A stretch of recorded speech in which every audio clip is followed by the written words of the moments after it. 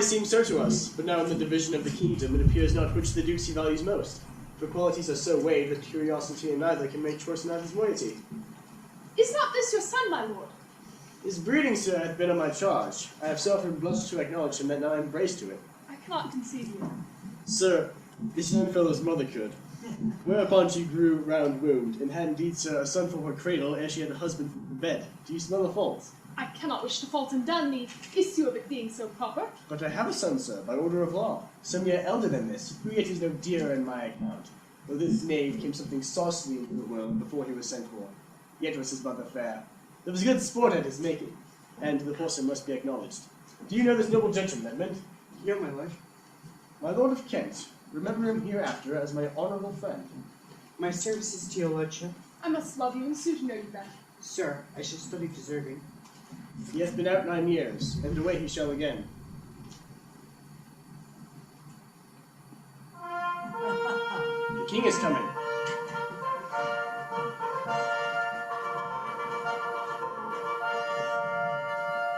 Attend the lords of France and Burgundy, Gloucester. I shall, my lord. Meantime, we shall express our darker purpose. Give me the map, sir.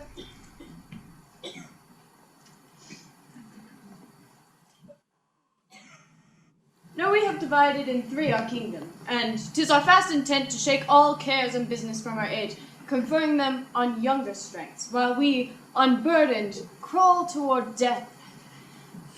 Our son of Cornwall, and you, are no less loving son of Albany. We have this hour a constant will to publish our daughters' several dowers, that future strife may be prevented now. The princes, France and Burgundy, great rivals in our youngest daughter's love, long in our court have made their amorous sojourn, and here are to be answered. Tell me, my daughters, since now we will divest us both of rule, interest of territory, cares of state, which of you, shall we say, doth love us most? That we our largest bounty may extend, where nature doth with merit challenge. Goneril or Elsborn? Sir, I love you more than words can wield the matter.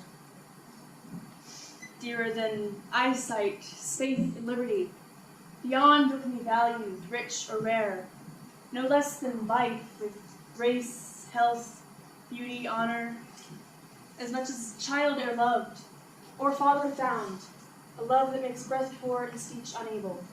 Beyond all manner of so much, I love you.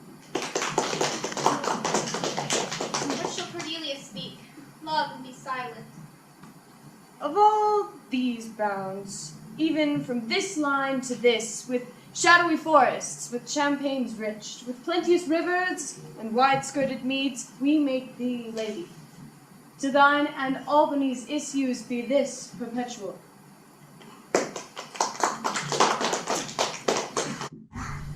What says our second daughter, our dearest Regan, wife of Cornwall?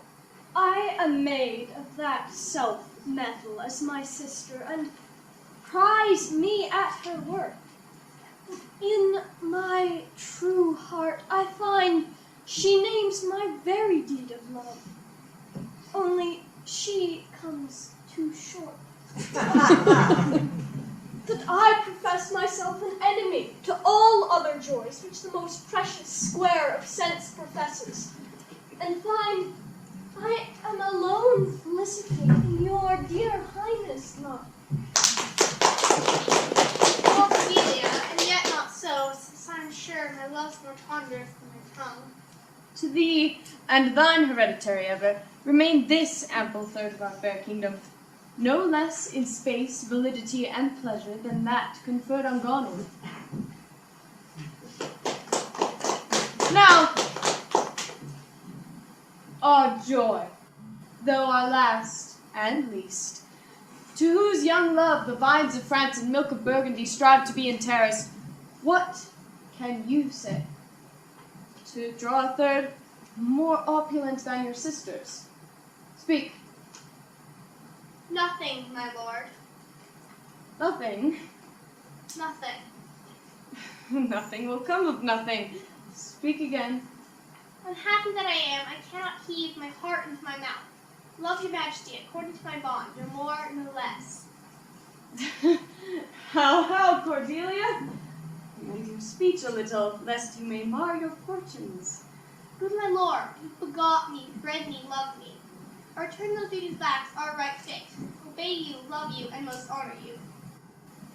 I have my sister's husbands, if they say they love you all.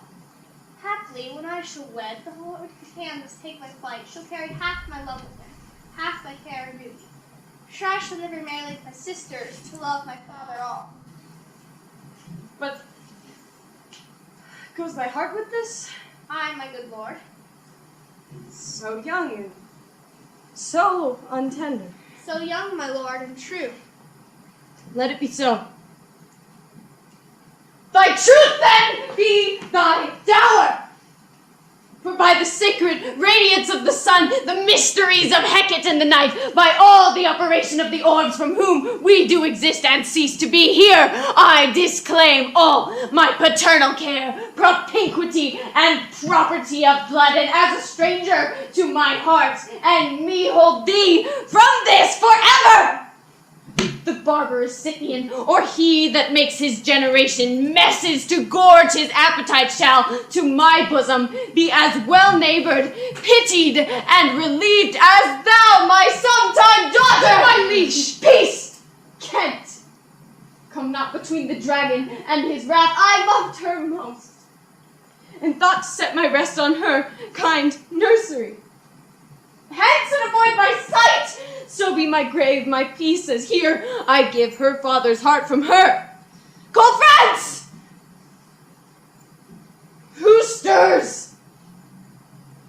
Call Burgundy! Cornwall and Albany.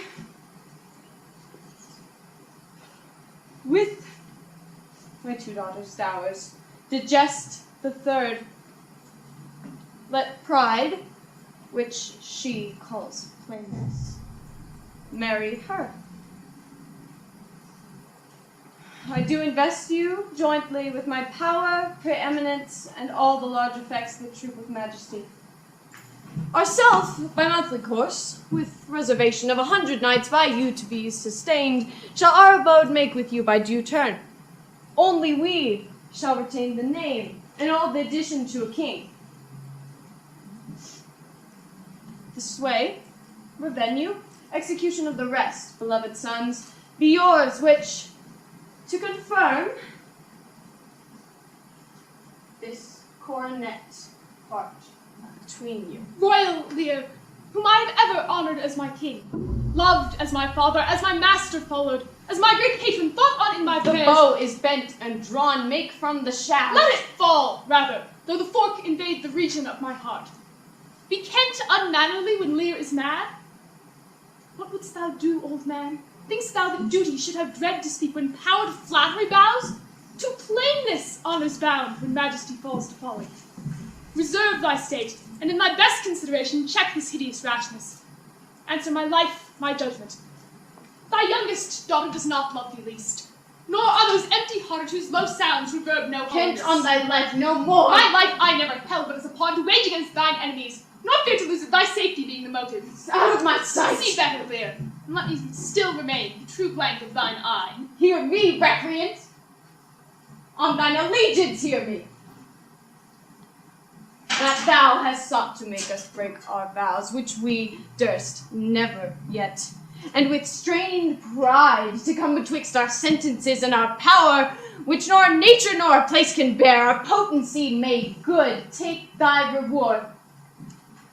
5 days we do allot thee, for provision to shield thee from the disasters of the world, and on the 6th, to turn thy hated back upon our kingdom forever. If on the next day following thy banished trunk be found in our dominions, the moment is thy death. Away! By Jupiter, this shall not be revoked. Fare thee well, king. Sith, thus thou wilt appear. Freedom lives hence, and banishment is here. The gods to their dear shelter take away, that justly thinks and hast most rightly said. And your large speeches may our deeds approve. The good effects may spring from words of love. Thus, Kent princes, bids you all adieu. He'll shape his old course in country new.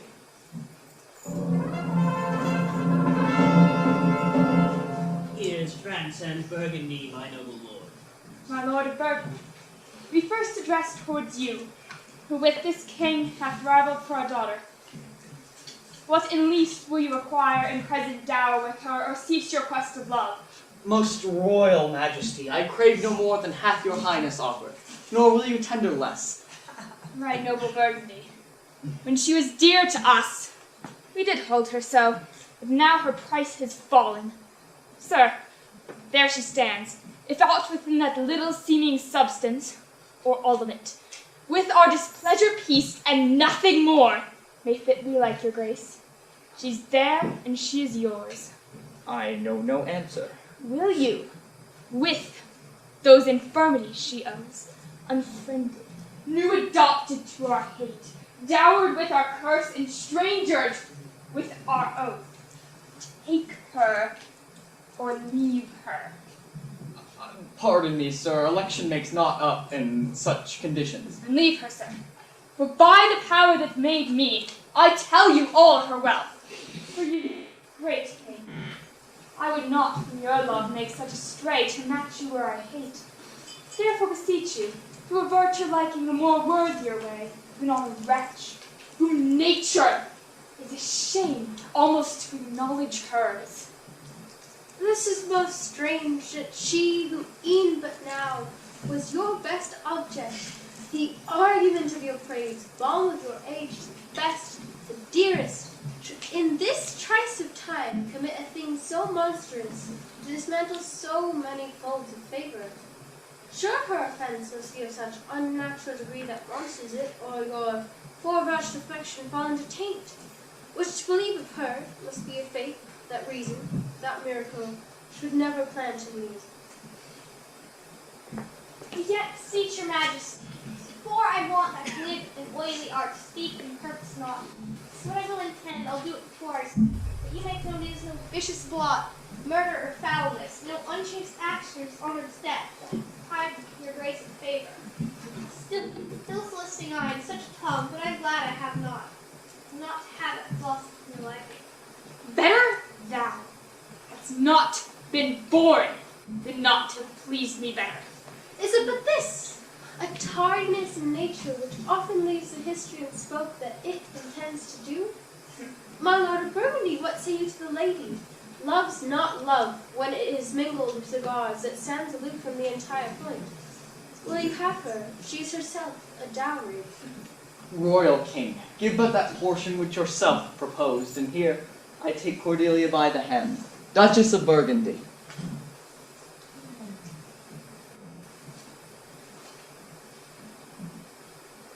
Nothing! I have sworn. I am firm. I'm sorry, then, that you have so lost a father that you must lose a husband. Peace be with Burgundy. Since that respect and fortunes are his love, I shall not be his wife. Fairest Cordelia, thou art most rich, being poor, most choice forsaken, and most loved despised. E'en thy virtues here I seize upon, be lawful I take what's cast away. Gods, gods, 'tis strange that from their coldest neglect my love should kindle to inflamed respect. Thy dowerless daughter, king, thrown to my charms, is queen of us, of ours, and our fair crowns. Not all the dukes of watchish Burgundy can buy this unprized precious maid of me. Bid them farewell, Cordelia. Though unkind, thou losest here a better where to find. Thou hast her, France. Let her be thine, for we have no such daughter, nor shall ever see that face of hers again. Therefore be gone, without our grace, our love, our benison. Come, noble Burgundy.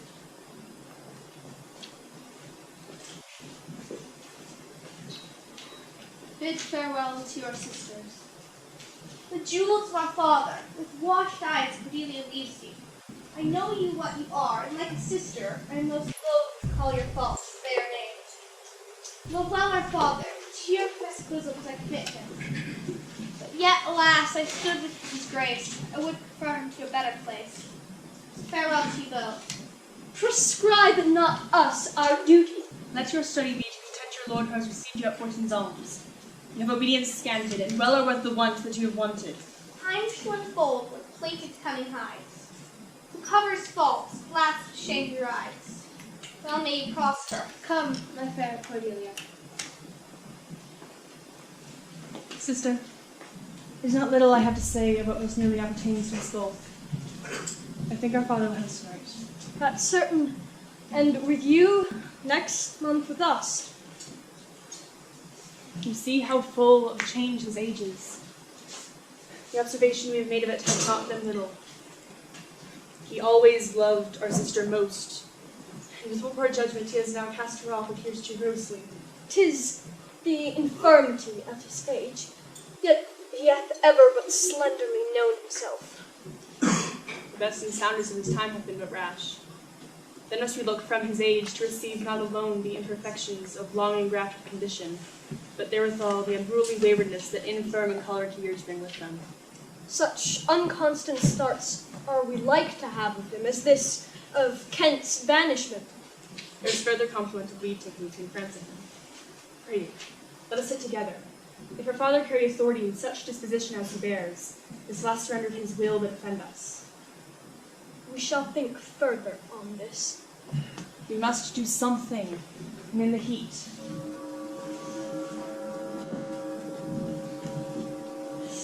Thou, nature, art my goddess, to thy law my services are bound. Wherefore should I stand in the plague custom, and permit the curiosity of nations to deprive me, for that I am some 12 or 14 moonshines lag of a brother? Why bastard? Wherefore base? My dimensions are as well compact, my mind is generous, my shape is true as honest man's issue. Why grant the answer base? Baseness, bastardy, base? Who in the lusty stuff of nature take more composition and fierce quality than doth with a dull, stale, tired bed, good to the creating of a whole tribe of thoughts got to a sleep and wake? Well then, legitimate Edgar, I must have your land. Our father's love is to the bastard Edmund, as to the legitimate. Fine word, legitimate. Well, my legitimate, if this letter speed and my invention thrive, Edmund the base shall top the legitimate. I grow, I prosper. Now, God, stand up for bastards.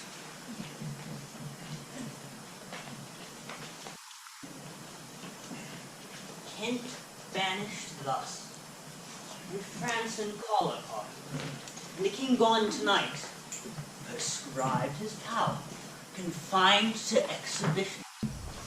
All this done upon a gad. Edmund, how now, what news? So please your lordship, none. Why seek you so earnestly about that letter? I know no news, my lord. What paper were you reading? Nothing, my lord. No. What needed then that terrible dispatch? Into your pocket? The quality of nothing hath not such need to hide itself. Come. Let's see, if it be nothing, I shall not need spectacles. I beseech you, sir, pardon me. It is a letter from my brother that I have not all or read, and for so much as I have perused, I find it not fit for your o'erlookings. Give me the letter, sir. I shall offend either to detain or give it. The contents, as in part I understand them, are to blame. Let's see. I hope for my brother's justification he wrote this but as an essay or taste of my virtue.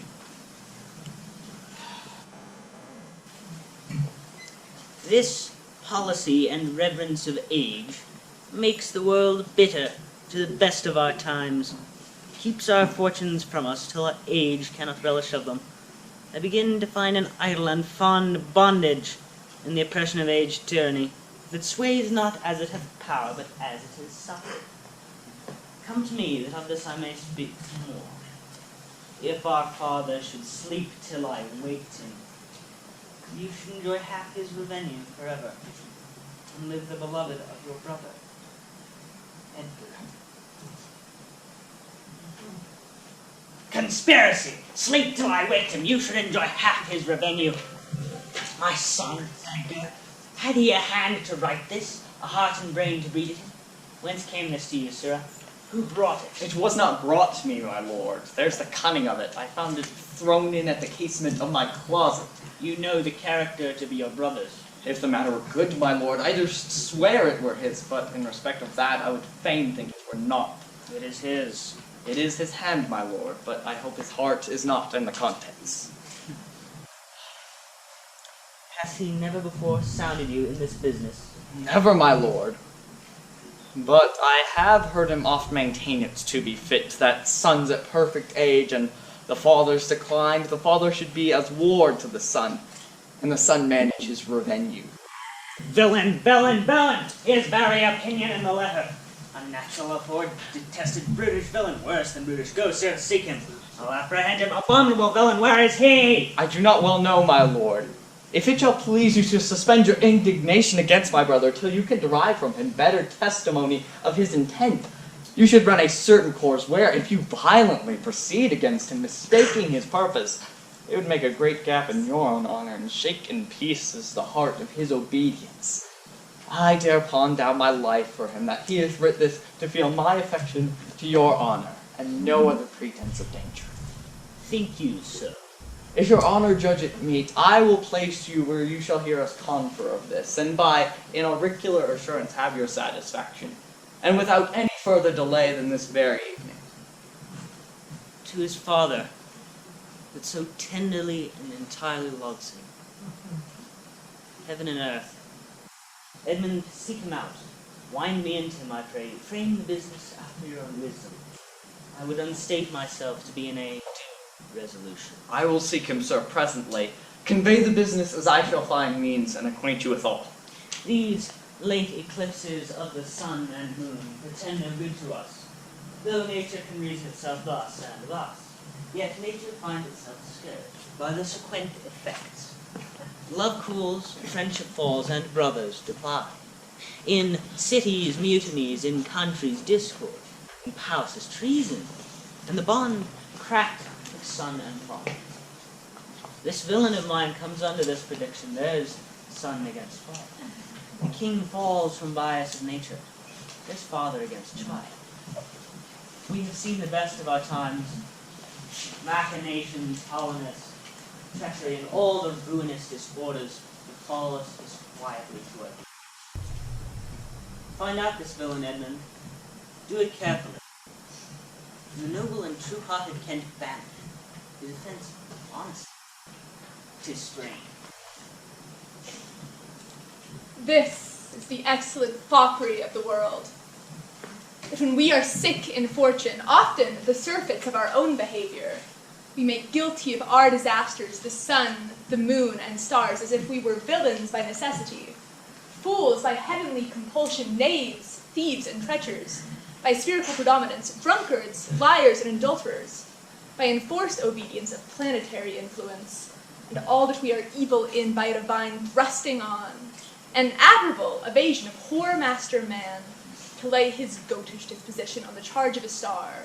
My father compounded with my mother under the dragon's tail, and my nativity was under Ursa Major, so that it follows I am rough and lecherous.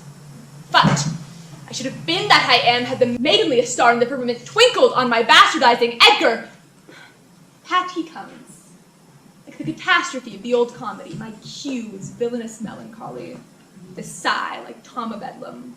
Oh, these eclipses, you pretend these visions. Fa so long. Oh no, brother Edmund, what serious contemplation are you in? I am thinking, brother, of the prediction I read this other day. What should follow these eclipses? You busy yourself with that. I promise you, the effects he writes of succeed unhappily as of unnaturalness between the child and the parent, death, dearth, dissolution of ancient amities, divisions and state menaces and maledictions against king and nobles, needless evidences, banishment of friends, dissipation of cohorts, nuptial breaches, and I know not what. How long have you been a sectary astronomical? Come. When saw you my father last? The night gone by. Spake you with him? Aye, 2 hours together. Parted you on good terms? Found you no displeasure in him by word nor countenance? No, none at all. Bethink yourself where you may have offended him, and at my entreaty, forbear his presence, till some little time have qualified the heat of his displeasure, which at this instant so rageth in him that with the mischief of your person would scarcely allay. Some villain is done me wrong. That's my fear.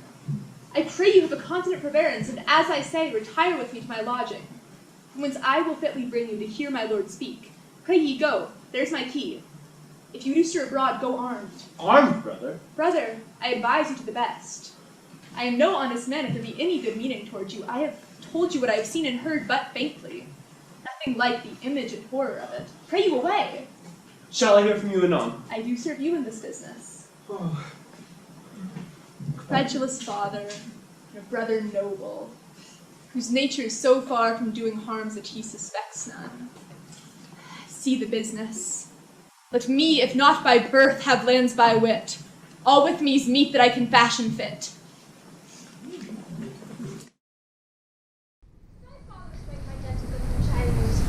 I know him. By day night he wrongs me. Every hour he flashes into one gross crime or other that sets us all at odds. I'll not lure it. His nights go riotous, and himself upbraid us in every trifle. When he returns from hunting, I will not sleep with him. Say I am sick. If you come, sack of former services. You shall do well. The falls of it I'll answer. He is coming, lad, and we hear him. Put on worry Netherlands you please. You and your fellows, I'd have it come in question.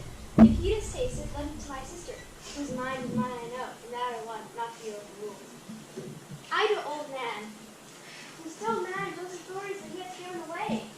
Now, by my life, old fools are babes again, and must the youth check such flight and they are seen abused. Remember what I tell you. One minute. And let his nights have cold you, grows of it no matter. I would brief him on those occasions, and I shall, that I may speak. I will write straight to my sister to hold my very course. Go, prepare for dinner.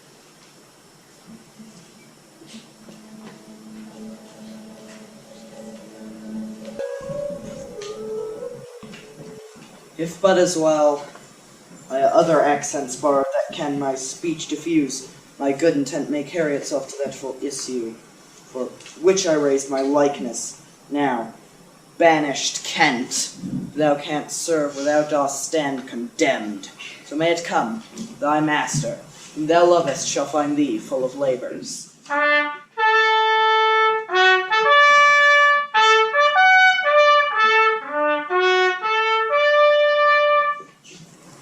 Let me not say it, Josh, for dinner. Go, get us ready. How now? What art thou? A man, sir.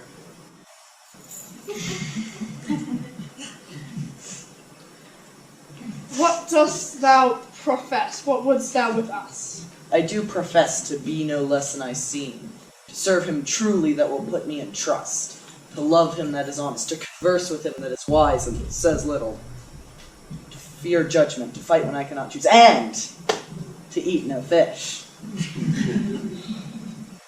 What art thou? A very honest-hearted fellow, and as poor as the king. Thou art as poor for a subject as he's for a king, thou art poor enough.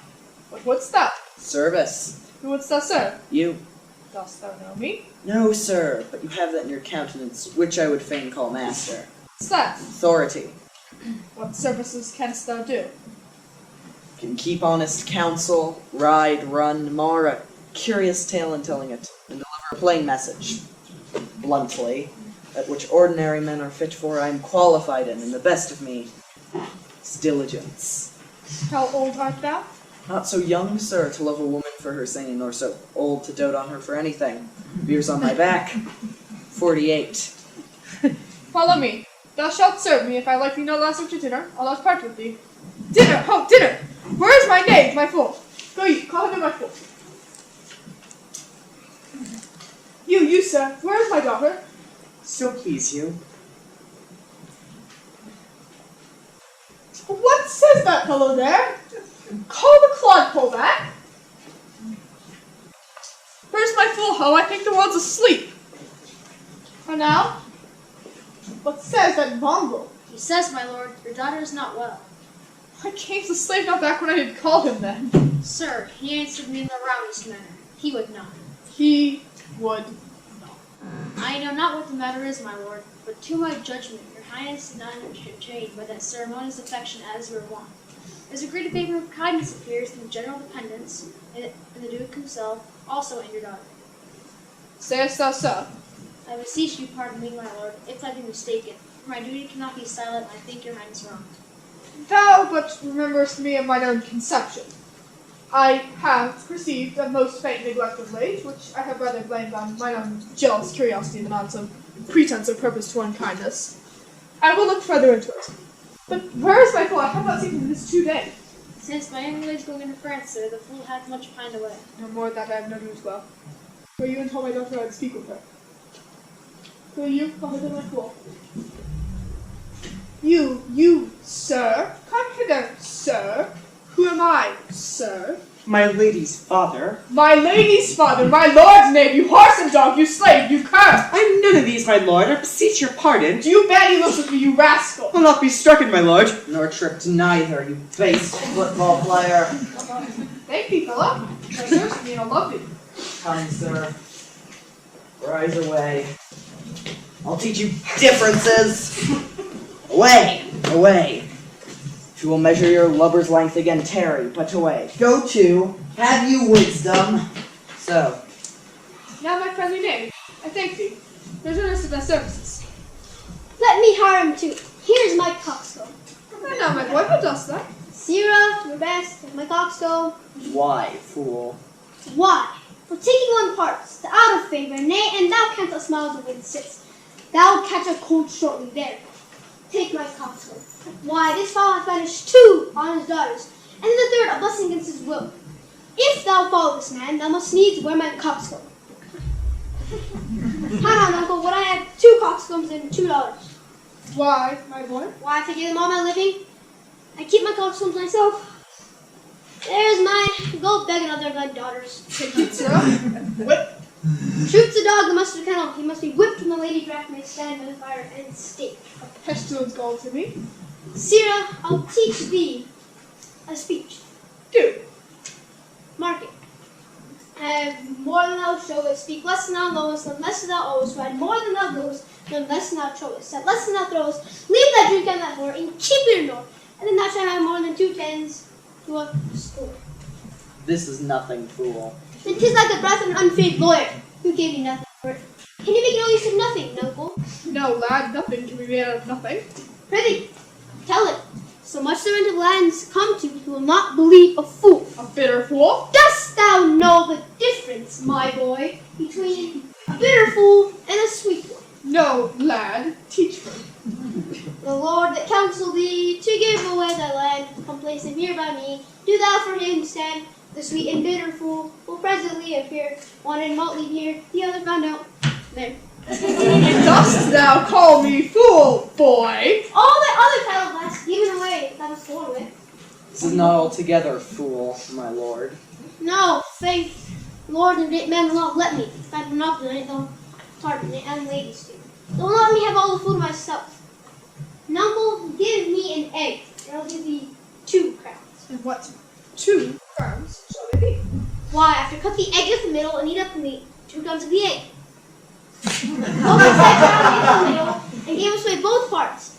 Thy boys then ass on the back or the dirt when they had us little weight on thy bald crown when they gave us the golden. If I to speak like myself in this, let him be whipped that first finds it so. Fools are never less grace in the year, for wise men are grown foppish, and know not how their wits to wear, their manners are so apish.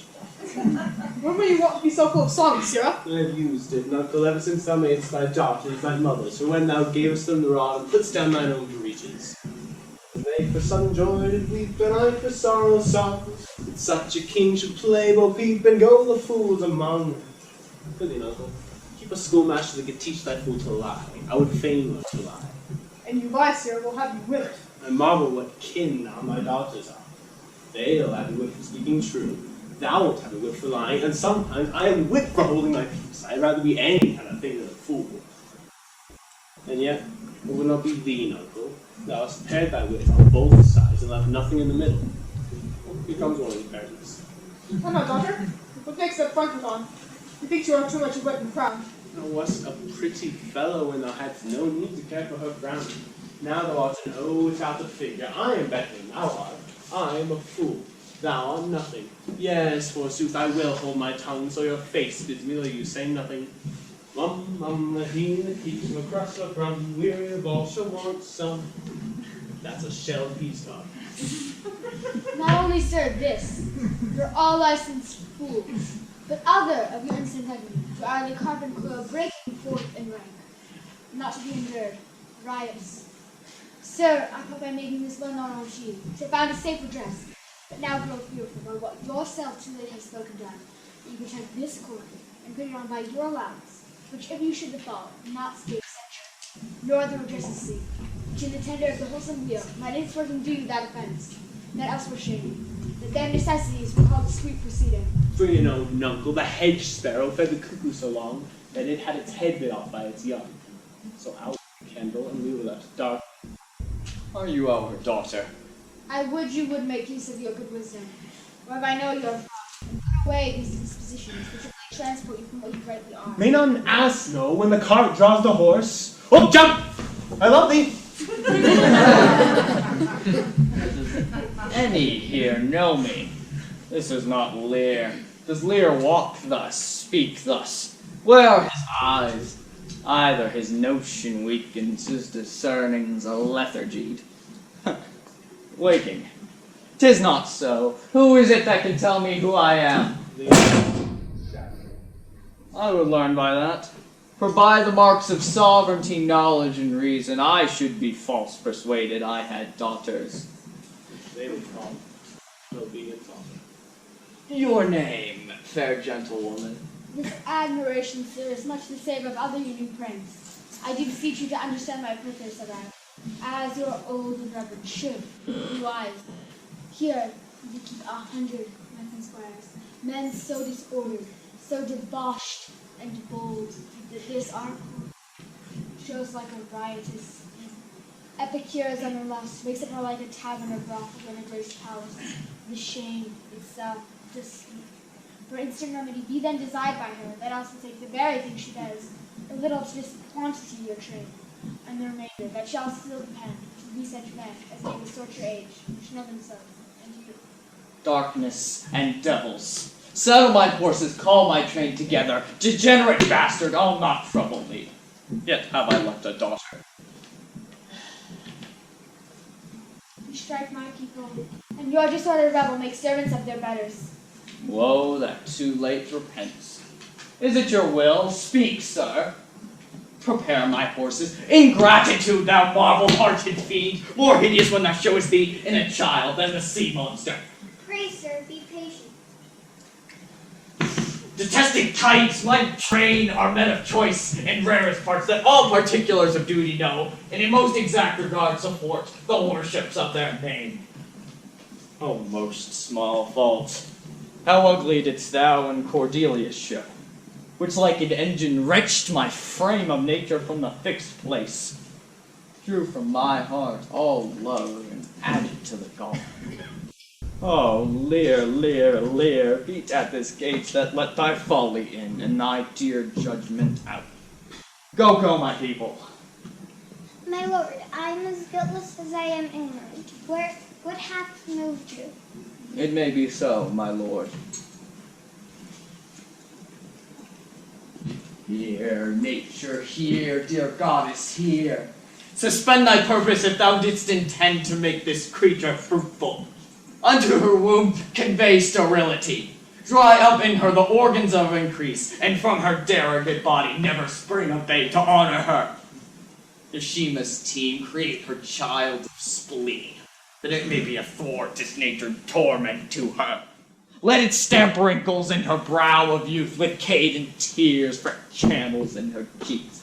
Turn all her mother's pains and benefits to laughter and content, that she may feel how sharper than a serpent's tooth it is to have a thankless child. Away, away!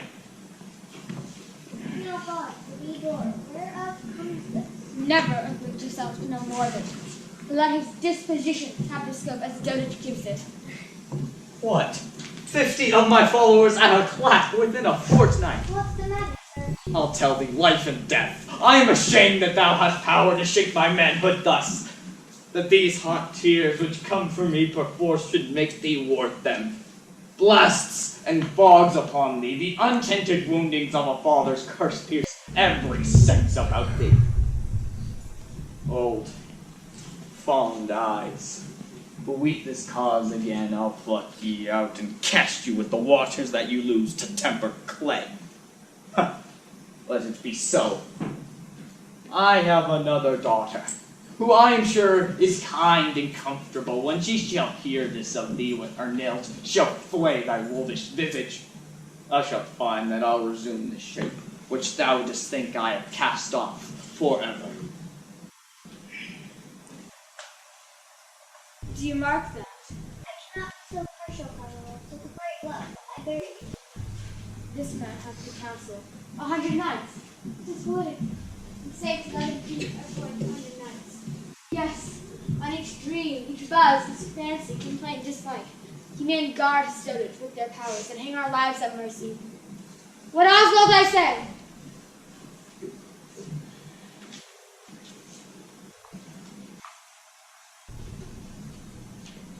Oh no, Oswald, but you that letter to my sister. Aye, madam. Get you some company, and wage worse.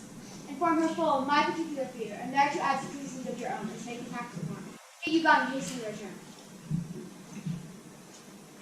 No, my lord. This milky judgment is in force of yours, so I condemn not yet and good pardon.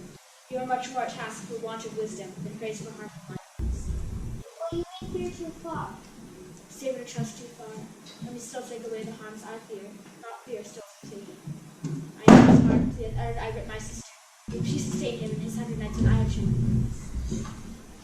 Me then.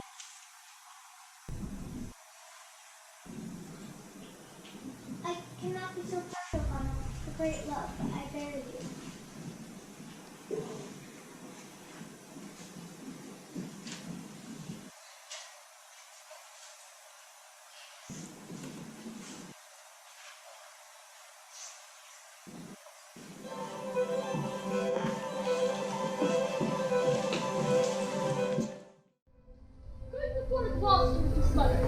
Appoint my daughter no further with anything you know than comes from a demand under the letter. If your diligence be not speedy, I shall be there for you. I will not sleep, my lord, till I A man's brains are in his heels. Were it not in danger of kibes, Aye, boy. then I prithee be merry.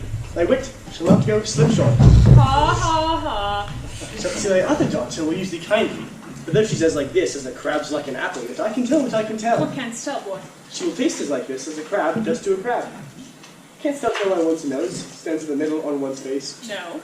Why, to keep one's eyes of either side's nose, that what a man cannot smell out may spy into. I did her wrong. Canst thou tell how an oyster makes a shell? No. Nor I neither. But I can tell why a snail has a house. Why? Why, to put its head in. Not give it away to his daughters and leave his horns without a case. I shall forget my nature. So kind a father. And now, the horse is ready. Thy asses are gone about. The reason why the 7 stars are no more than 7 is a pretty reason. Because they are not 8. Yes, indeed. Thou wouldst make a good fool. Take again perforce from monster ingratitude. If thou wert my fool, uncle, I'd have thee beaten for being old before thy time. How's that? Thou shouldst not have been old till thou hadst been wise.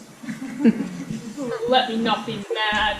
Not mad, sweet heavens. Keep me in temper. I would not be mad. And now, are the horses ready? Ready, my lord. Come, boy. She gets a maid now, and after my departure. Shall not be made long, lest things be cut shorter.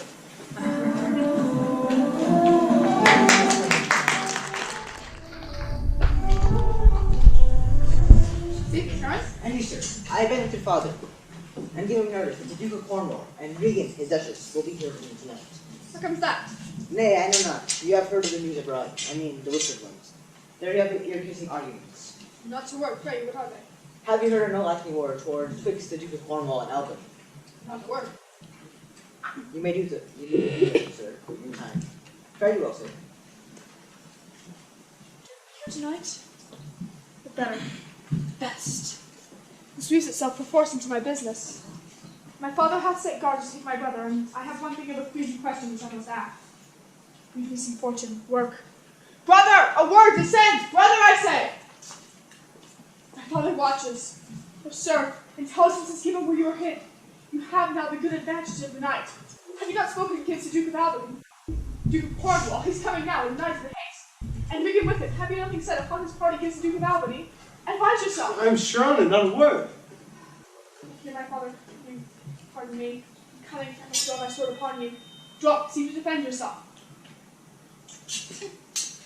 Now quit you well. You, come before my father! Light, ho, here! Fly, brother! Torches, torches! So farewell. Some blood drawn on me would beget opinion of my more fierce endeavor. I have seen drunkards do more than this in sport. Father, stop, no help! Now, Edmund, where is the villain? Here stood he in the dark, his sharp sword up, mumbling of wicked charms, conjuring the moon to stand auspicious mistress. But where is he? Look, sir, I bleed. Where is the villain, Edmund? Fled this way, sir, when by no means... Pursue him, I'll go after. By no means what? Persuade me to the murder of your lordship. But then I told him the avenging gods against parasites did all their thunders bend. Spoke of how manifold and strong a bond the child was bound to the father. Sir, in fine, when he saw how loathly opposite I stood to his unnatural purpose, in fell motion with his parrot sword he charges home my unprovided body, lanced mine arm. But when he saw my best alarmed spirits, bold in the quarrel sight, roused to the encounter, or whether gasted by the noise I made, full suddenly he fled. Let him fly far. Not in this land shall he remain uncaught and found dispatch. The noble Duke, my master, thy worthy arch and patron, comes tonight. By his authority I will proclaim it, that he which finds him shall deserve our thanks, bringing the murderous coward to the stake. He that conceals him, death. When I dissuaded him from his intent and found him pight to do it, with cursed speech I threatened to discover him, he replied, Thou unpossessing bastard, dost thou think the repose of any truth, virtue, or trust in thee would make thy words faith? No. What should I deny, as this I would, though that is produce my very character? I turn all to thy suggestion, plot, and damned practice, and thou must make a dullard of the world, not to know the profits of my death were very pregnant and potential spurs to make thee seek it. How strange and fastened, villain, would he deny his letter? Said he.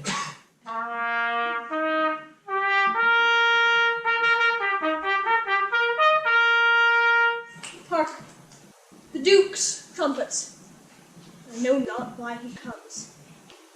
All ports I'll bar. The villain shall not escape. The Duke must grant me that. Besides, his picture I will send far and near, that all the kingdom may have due note of him. And of my land, loyal and natural boy, I'll work the means to make thee capable. How now, my noble friend? Since I came hither, which I can call, now I have heard strangeness. If it be but true, all vengeance comes too short to pursue the offender. How does my lord? Oh, madam, my old heart is cracked. It's cracked. What? Did my father's godson seek your life? He my father named, your Edgar. Oh, Lady Shame would have it hid. Was he not companion of the righteous knights attendant with my father? Oh, madam, I know not. 'Tis too bad, too bad. Yes, madam, he was of that consort. No marvel then, though he were ill-affected. 'Tis they have put them on the old man's death to have the expense and waste of his revenues.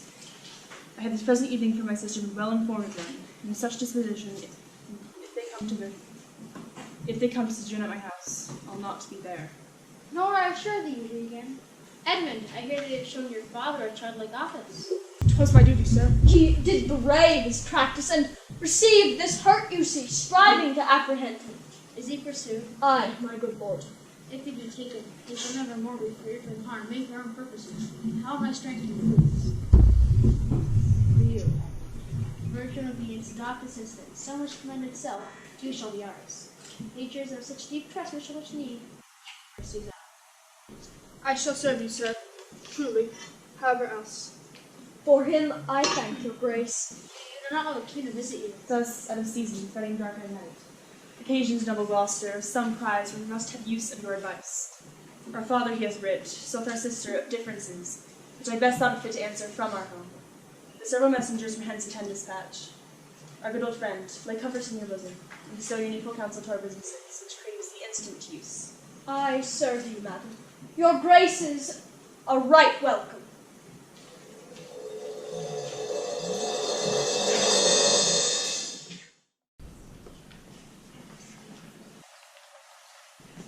Good dawning to you, friend. Out of this house. Aye. Where may we set our horses? In the mire. Prithee, if thou lovest me, tell me. I love thee not. Then I cannot for thee. I had thee in Wilkesbury Pinfold, I would make thee care for me. Why dost thou use me thus? I know thee not. Fellow, I know thee. What dost thou know me for? A knave, a rascal, an eater of broken meats. A base, proud, shallow, beggarly, three-suited, 100-pound, filthy worsted stocking knave. A lily-livered, action-taking, horse and glass-gazing, super-serviceable, fitting rogue. One trunk-inheriting slave. One that would be a bawd in way of good service, and art nothing but the composition of a knave, beggar, coward, pander, and the son and heir of a mongrel bitch. One whom I will beat into clamorous whining if thou deniest the least syllable of thy addition. Thou art a monstrous fellow thou art. This real one that is neither known of thee nor knows thee? With a brazen-faced varlet art thou to deny thou knowest me? Is it not 2 days since I tripped up thy heels and beat thee before the king? Draw, you rogue! For though it be night, yet the moon shines. I'll make a sop of the moonshine of you, you horse and color, you barber-monger. Draw! Oh, boy, I have nothing to do with thee. Draw, you rascal! You come with letters against the king and take vanity, the puppet part, against the royalty of her father. Draw, you rogue, or I'll so carbonado your shanks. Draw, you rascal, come your ways. Help! Oh, Lorna, help! Strike, you slave! Stand, rogue, stand, you neat slave, strike! How now, what's the matter? With you, good mad boy, if you please. Come on, fleshy, come on, young master. Flippin' Zops, what's the matter here? Keep peace upon your lives. He dies and strikes again. What is the matter?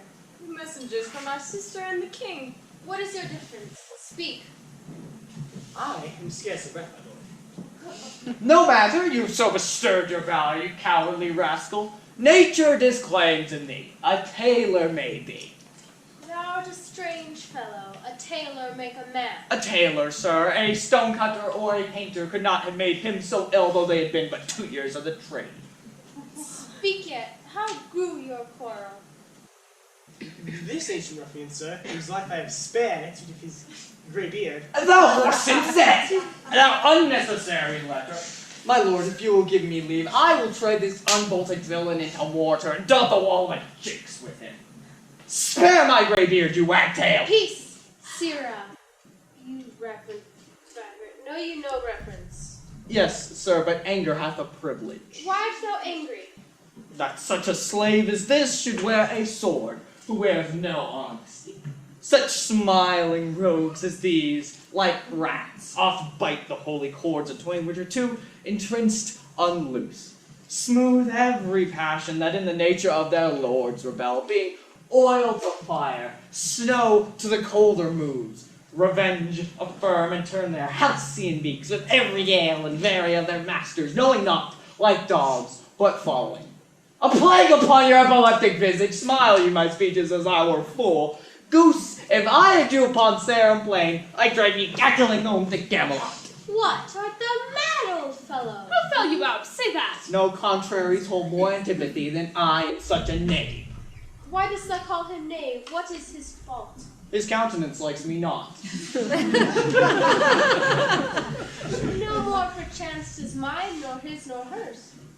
Sir, 'tis my occupation to be plain. I have seen better faces in my time than stands on any shoulder that I see before me at this instant.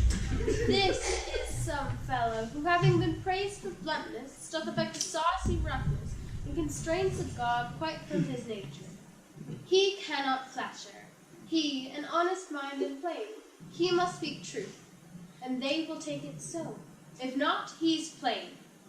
These kind of knaves I know, which in this plainness harbor more craft and more corrupt ends than 20 silly ducking observants that stretch their duties nicely. Sir, in good faith and sincere verity, under the allowance of your great aspect, whose influence like a wreath of radiant fire on flickering Phoebus' front. What means by this? To go out of my dialect which you discommend so much.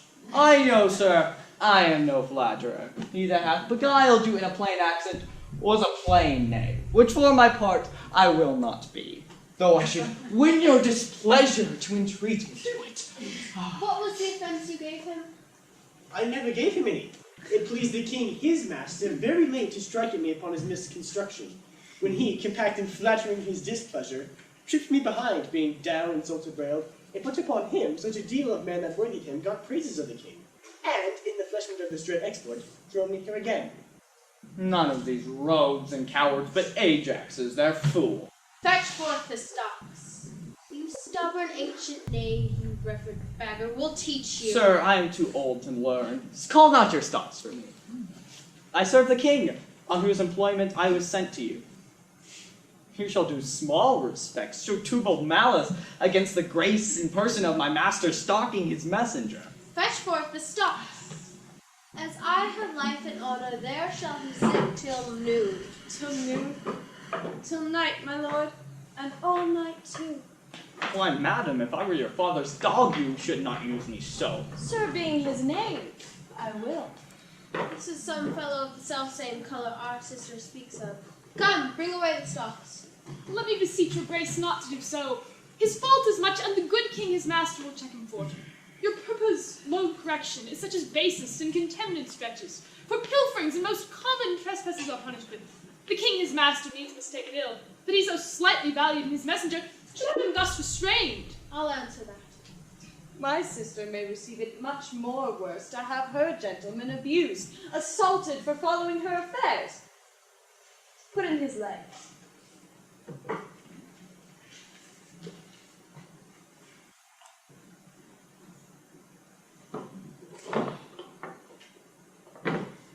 Come, my lord, away. I'm sorry to be threatened. 'Tis the Duke's pleasure, whose disposition all the world well knows cannot be weapon or assault. I'll entreat thee. I pray do not, sir. I have watched and traveled hard. Sometime I shall sleep out. Thrice all wisdom. A good man's fortune may grow out at heels. Give you good morrow. The Duke's to blame in this. 'Twill be ill taken.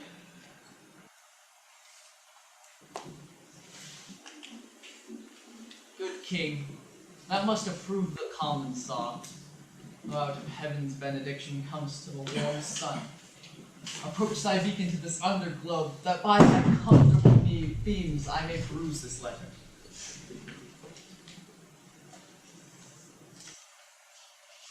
I know 'tis from Cordelia, who hath most fortunately been informed of my obscured course, and shall find time from this enormous state, seeking to give losses their remedies.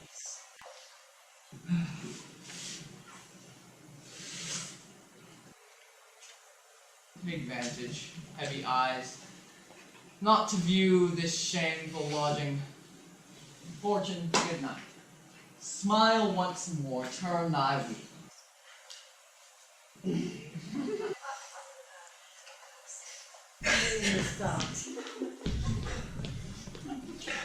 I heard myself proclaimed. By the happy hollow of a tree escaped the hunt. No port is free, no place that God in most unusual vigilance does not attend my taking. Whilst I may escape, I will preserve myself. And bethought to take the basest, the most poorest of shape that ever penury and contempt of man brought near to beast.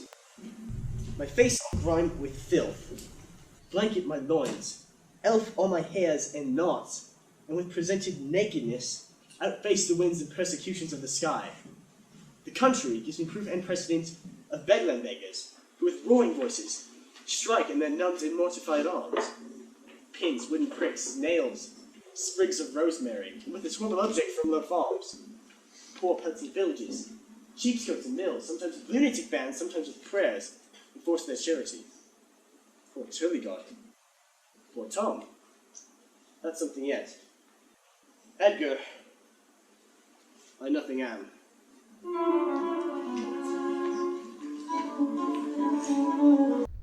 Strange the faces So depart from home and not send back my messenger. As I learned, the night before I found no purpose of this remove. Hail to thee, noble master. Ha! Makes thou this shame thy pastime? No, my lord. Ha ha, heroes, cruel garters, horses tied by the head, dogs and bears by the neck, monkeys by the loins, and men by the legs. When a man's of the rusty legs, then he wears wooden leather stocks. Was he that hath so much thy place mistook to set thee here? Is both he and she your son and daughter? No. Yes. No, I say. I say yea. By Jupiter, I swear no. By Juno, I swear I. They durst not do it. They could not, would not do it. 'Tis worse than murder to do upon respect such violent outrage. Resolve me with all modest taste which way thou mayst deserve, for they impose this usage coming from us. My lord, when at their home, I did commend your highness letters to them. Ere I was written to the place that showed. My duties kneeling, King Lear written first. Student haste hath brought this panting forth. From Goneril his mistress. Great salutations. Delivered letter, spite of intermission. Which presently they read on those contents. They summoned up the Mené, straight to course, commanding me to follow the camp. The leisure of their answer gave me cold looks, and here, meeting the other messenger, whose welcome, I perceive, hath poisoned mine, being that very fellow which of late displayed so saucily against your highness, having no more man than wits about me, drew. He raised the house with loud and cowardly cries. Your son and daughter found this trespass worth with the shame which here suffers. Winter's not yet gone with the last leaf started that way. Follies that were rags soon for children blind. The flowers that bear dogs shall see the children kind. Fortune that art poor, ne'er turns the key to the poor. And for all this thou shalt have as many dolours for thy daughters as thou canst on year. Oh, how this mother swells up towards my heart. Hysterica passive. Down, thou climbing sorrow, thy elements below. Where is this daughter? With the earl, sir, here with him. Follow me not, stay here. Was you no more offense with what you speak of? None. How chance the king comes with such a small number? And thou canst set stuff to that question, thou well deserved it. Why, fool? They set thee to schools and feast your meal during winter. All that father knows are led by the eyes of blind men, and there's not a nose in the country that can smell him with stinking. Like all thy holding a great ear runs on the hill, or such a friend of the follower. Let him draw thee after. But drink. Wise men that gives thee better counsel. Give me mine again. I would have none but me swallow it, since a fool gives it. That surge serves and seeks for gain, and follows but perform. The path when it begins to rain, leaves you in the storm. The idle tarry, the fool will stray, and let the wise man fly. The nature fool that runs away, the fool no name for that. Where do you learn this fool? Not as Foxley. Deny to speak with me. They are sick, they are weary, they have travelled all the night. Mere fetches. The images of revolt and flying off. Fetch me a better answer. My dear lord, you know the fiery plot of Duke. How fixed and unremovable he is in his course. Vengeance by death confusion. Fiery, what quality? Why, Gloucester! Gloucester! I'd speak with the Duke of Cornwall and his wife. Well, my good lord, I've informed them so. Inform them, dost thou understand me, man? Aye, my good lord. The king would speak with Cornwall. The dear father would with his daughter speak, commands her service. Are they informed of this? Fire. The fiery Duke. Tell the hot Duke that. No, but not yet. Maybe he is not well. Infirmity doth still neglect all office whereto our health is bound. We are not ourselves, when nature being oppressed commands the mind to suffer with the body. I'll forbear, and am fallen out with my more headly will, to take this indisposed and sickly fit for a sound man. Death on my state! Wherefore should he sit here? This act persuades me that this remotion of the Duke and her is practice only. Go get me my servant forth. Go tell the Duke and his wife I'd speak with them now, presently. Bid them come forth and hear me. For at that chamber door I'll beat the drum till it cries, sleep to death. I would have all betwixt you. Me, my heart, my rising heart. Crichton, uncle, as the cock needed to the eels when she put him in a case alive. She napped them off the coxswain with a stick, and cried, "Down, Lentins, down!" 'Twas her brother that in pure kindness to his horse buttered his hay. Good morrow to you both. Hail to your grace. I bless your highness. Regan, I think you are. I know reason I have to think so. If thou shouldst not be glad, I would divorce me from thy mother's tomb. Suffering daughters. Oh, are you free? Some other time for that. Beloved Regan, my sister's not. Oh, Regan, she hath tied sharp-toothed unkindness like a vulture here. I will not believe with how depraved a quality. Oh, Regan. I pray you, Father, take patience. I have hope you lesson know how to value her desert when she is scant her duty. Say, how is that? I cannot think my sister in the least fulfill her obligation. If, sir, perchance, she ever sprain the rights of your followers, 'tis on such ground, such wholesome end, as clear from all blames. My curse is on her. Oh, sir, you are old. Nature in you stands in very birds proven fine. You should be ruled, and led by some discretion that discerns your state better than you yourself. Therefore, I pray that to our sister you do make return. Say you have wronged her. Ask her forgiveness. Do you but mark how this becomes the house? Dear daughter, I confess that I am old. Age is unnecessary. On my knees, I beg that you'll vouchsafe me raiment, bed, and food. Good sir, no more. These are unsightly tricks to lead my sister. Never, Regan. She hath abated me of half my train, struck me with her tongue, looked back upon me, most serpent-like. All the stored vengeances of heaven fall on her ungrateful top. Strike her young bones, you taking airs with lameness. Fie, sir, fie. You nimble lightnings dart your blinding flames into her scornful eyes. Infect her beauty, you fen-sucked fogs drawn by the powerful sun to fall and blister. Oh, the blessed God, so I wish on me when the rash moves on. No, Regan. I shall never have my curse. Your eyes are fierce, but thine be comfort and not burn. It is not in thee to scant my pleasure, to bandy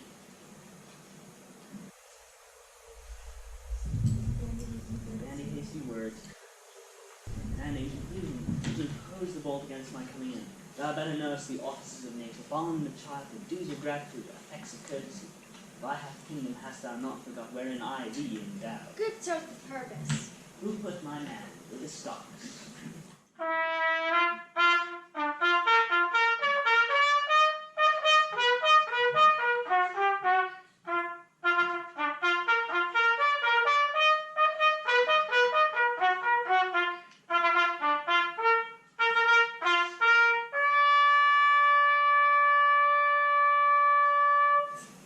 What trumpet's that? I know it. My sister's. It's a proof, Loretta, that she will soon be here. Is your lady come? This is a slave whose easy borrowed pride dwells in the sickly grace of her he follows out. Varlet from my sight! What means your grace? Who stalked my servant? Regan, I have good hope that is not no want. Who comes here? Oh, heavens!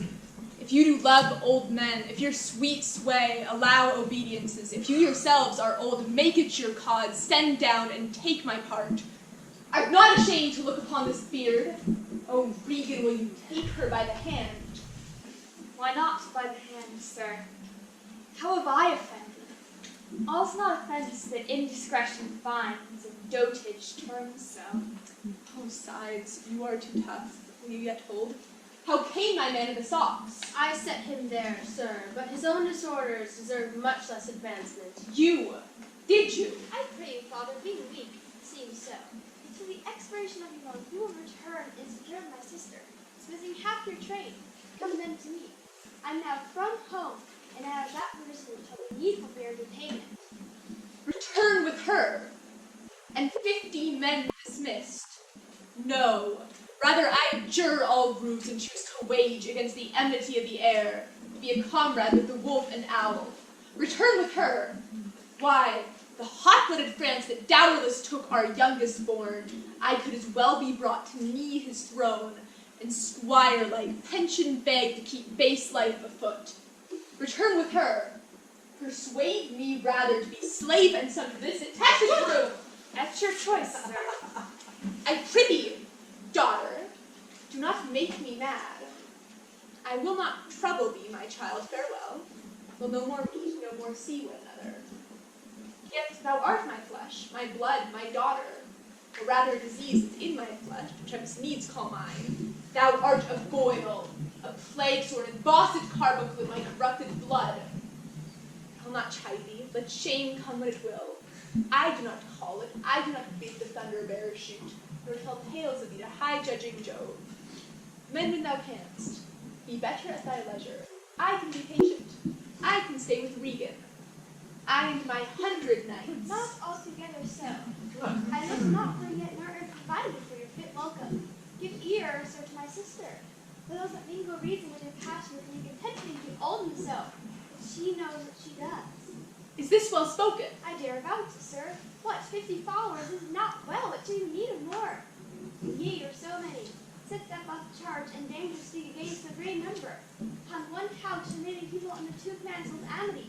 'Tis hard, almost impossible. Why might not you, my lord, receive attendance from those she calls servants? Or from mine? Why not, my lord? If the nations suck ye, we can control them. I entreat you, for now is by danger, to bring but 5 and 20. To no more will I give place in notes. I gave you all. In good time you gave it. Made you my guardians, my depositaries, but kept a reservation to be followed with such a number. What must I come to you with 5 and 20? Speak it. Regan said you so. Speak it again, my lord, no more with me. Those wicked creatures yet do look well favored, when others are more wicked. Not being the worst stands in some rank of praise. I'll go with thee. Thy 50 yet doth double 5 and 20, and thou art twice her love. Hear me, my lord. What need you 5 and 20? 10 or 5 to follow in a house where twice so many have a command to tend you? What need of one? Oh, reason not the need. Our basest beggars are in the poorest things superfluous. Allow not nature more than nature needs. Man's life is cheap as beasts. Thou art a lady, if only to go warm or gorgeous. Why, nature needs not what thou gorgeous wearest, which scarcely keeps thee warm. But for true need, you heavens, give me that patience, patience I need. You see me here, you gods. A poor old man, as full of grief as age, wretched in both. If it be you that stirs these daughters' hearts against their father, fool me not so much to bear it tamely. Touch me with noble anger, and let not women's weapons, water drops, stain my man's cheeks. No, you unnatural hags, I will have such revenges on you both that all the world shall. I shall do such things what they are, yet I know not, but they shall be the terrors of the earth. You think I'll weep? No, I'll not weep. I have full cause of weeping, but this heart shall break into 100,000 flaws, or ere I'll weep. The fool shall go mad.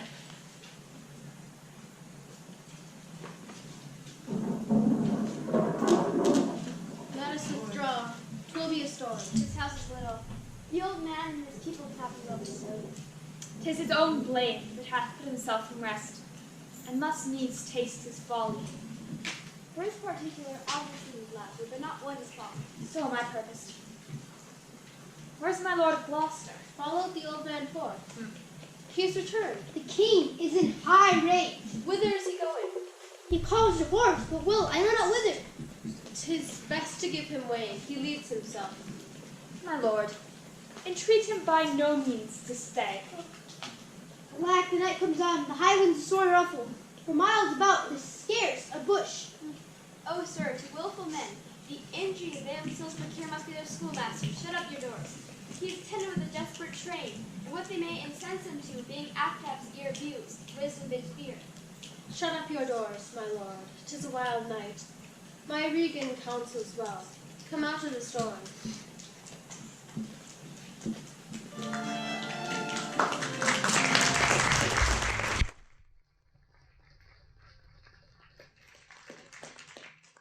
We beg your indulgence for a brief intermission.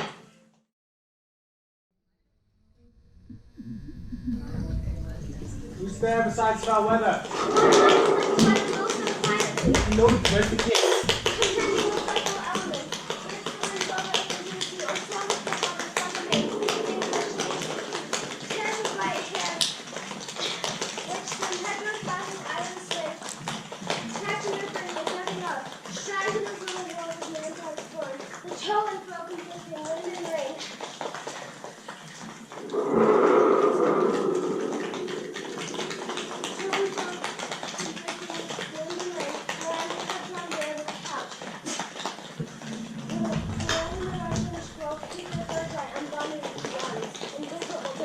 But who is with him?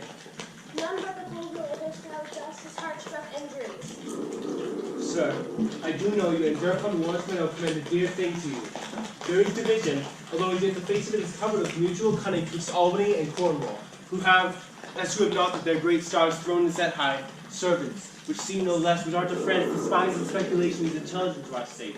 What has been seen either in snuffs and packings of the dukes, or the hard reign which both of them have borne against the old time king, or something deeper, where perchance these are but furnishings, but truth is, from France there comes a power into this scattered kingdom, who already rise in our negligence, have secret feet in some of our best courts, and are appointed to show their open banners.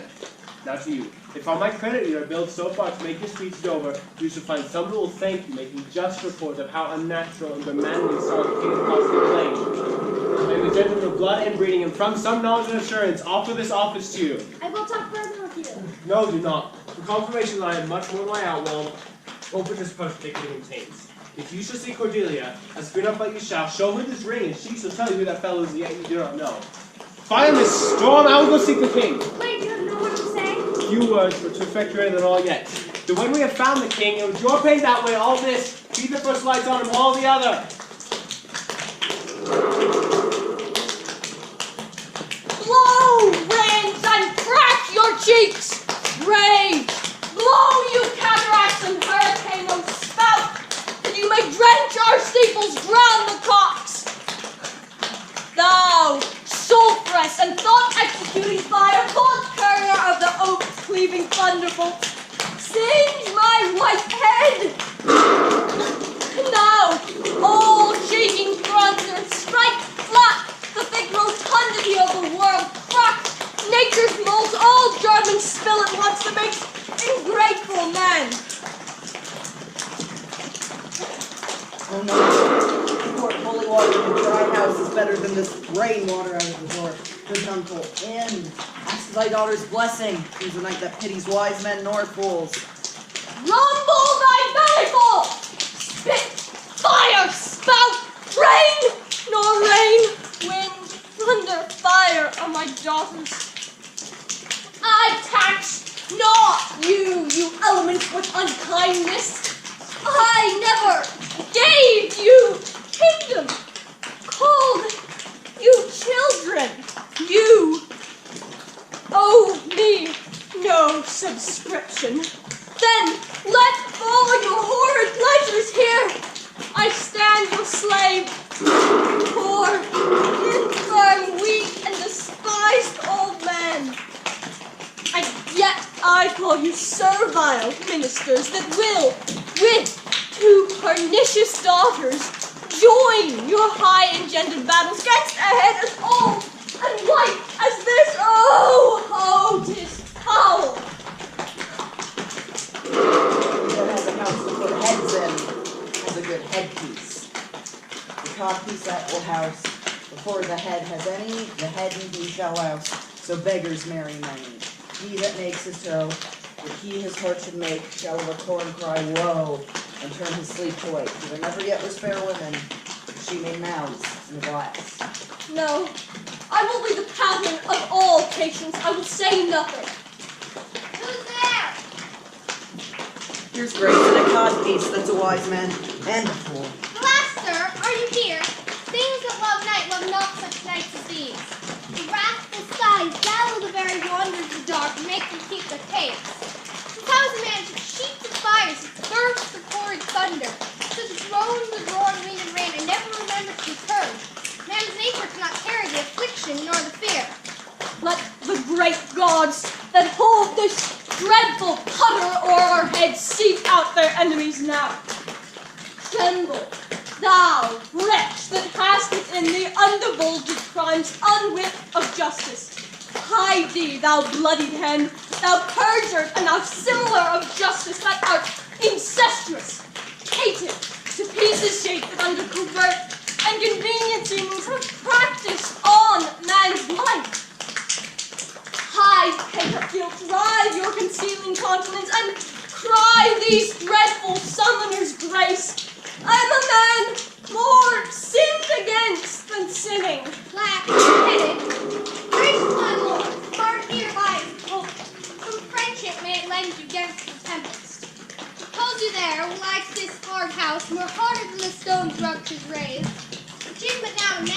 ye diamond smith, turn and force the scant curse.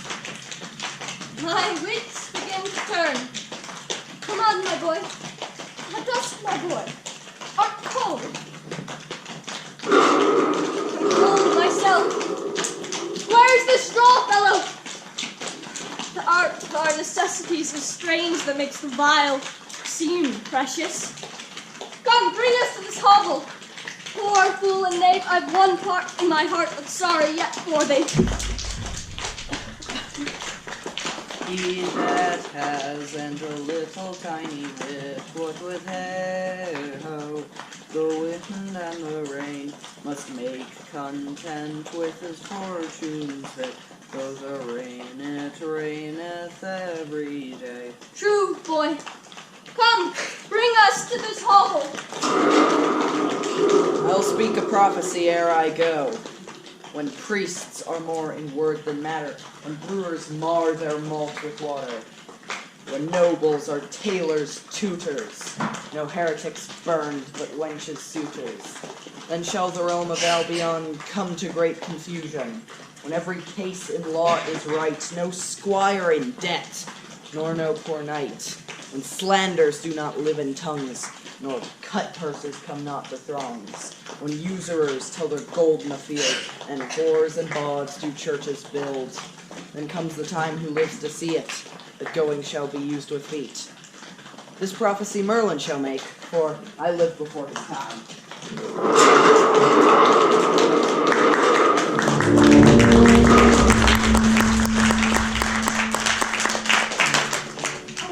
Alack, Edmund, I like not these unnatural dealings. When I desired their leave that I might pity him, they took from me the use of mine own house, charged me on pain of perpetual displeasure, neither to speak of him, entreat him, or any way sustain him. They're savage and unnatural. Go to, say nothing. There is division between the dukes, and a worse matter than that. I have received a letter this night. 'Tis dangerous to be spoken. I have locked the letter in my closet. These injuries the king now bears will be revenged home. There is part of the power already fulfilled. We must incline to the king. I will seek him out and privily relieve him.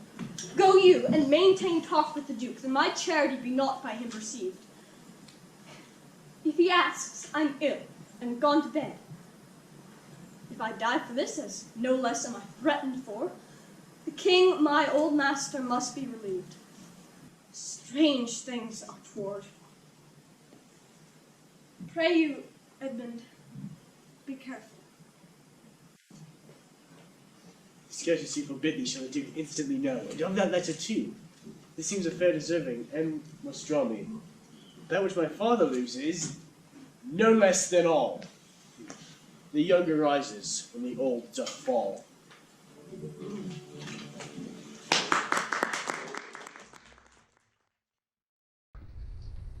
This is the place, my lord. Good my lord, enter the tyranny. The open night's too rough for nature to endure. Let me alone. Good my lord, enter. Break my heart. Rather break mine own. Good my lord, enter. Thou think'st 'tis much that this contentious storm invades us to the skin. So 'tis to thee. Where the greater malady is fixed, the lesser is scarce felt.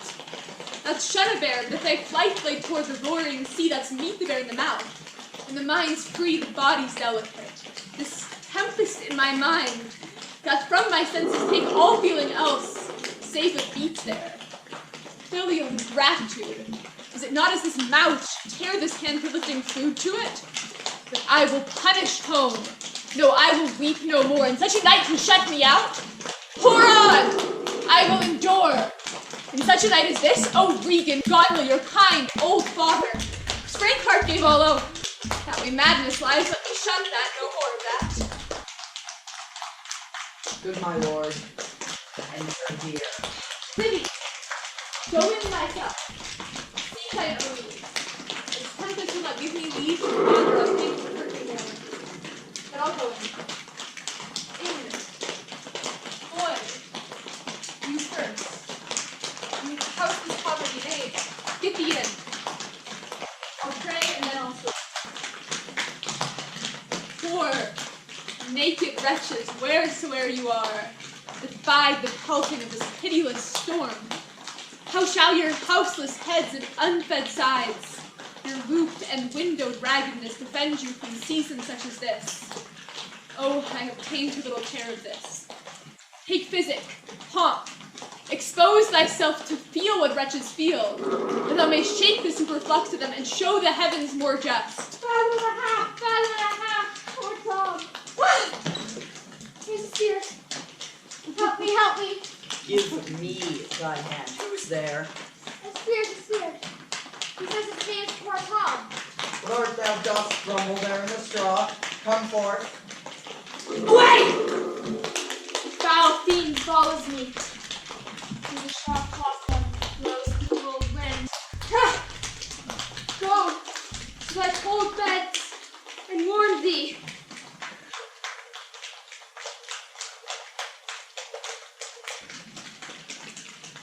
Hast thou given all to thy daughters, and art thou come to this? Who gives anything? Poor Tom. And the foul fiend hath led through fire and through flame, through ford and whirly pool, through bog and quagmire, and hath laid knives under his pillow, and halters by his cusets, rats lean by his forge, made him proud of heart to ride a day-trotting horse over 4-inch bridges, to course his own shadow for a traitor. Bless thy fivelets, Tom is a cold, oh, Leo. Bless thee from whirly pool, start lasting and taking. Do poor Tom some charity, and the foul fiend follows. There! What happened now?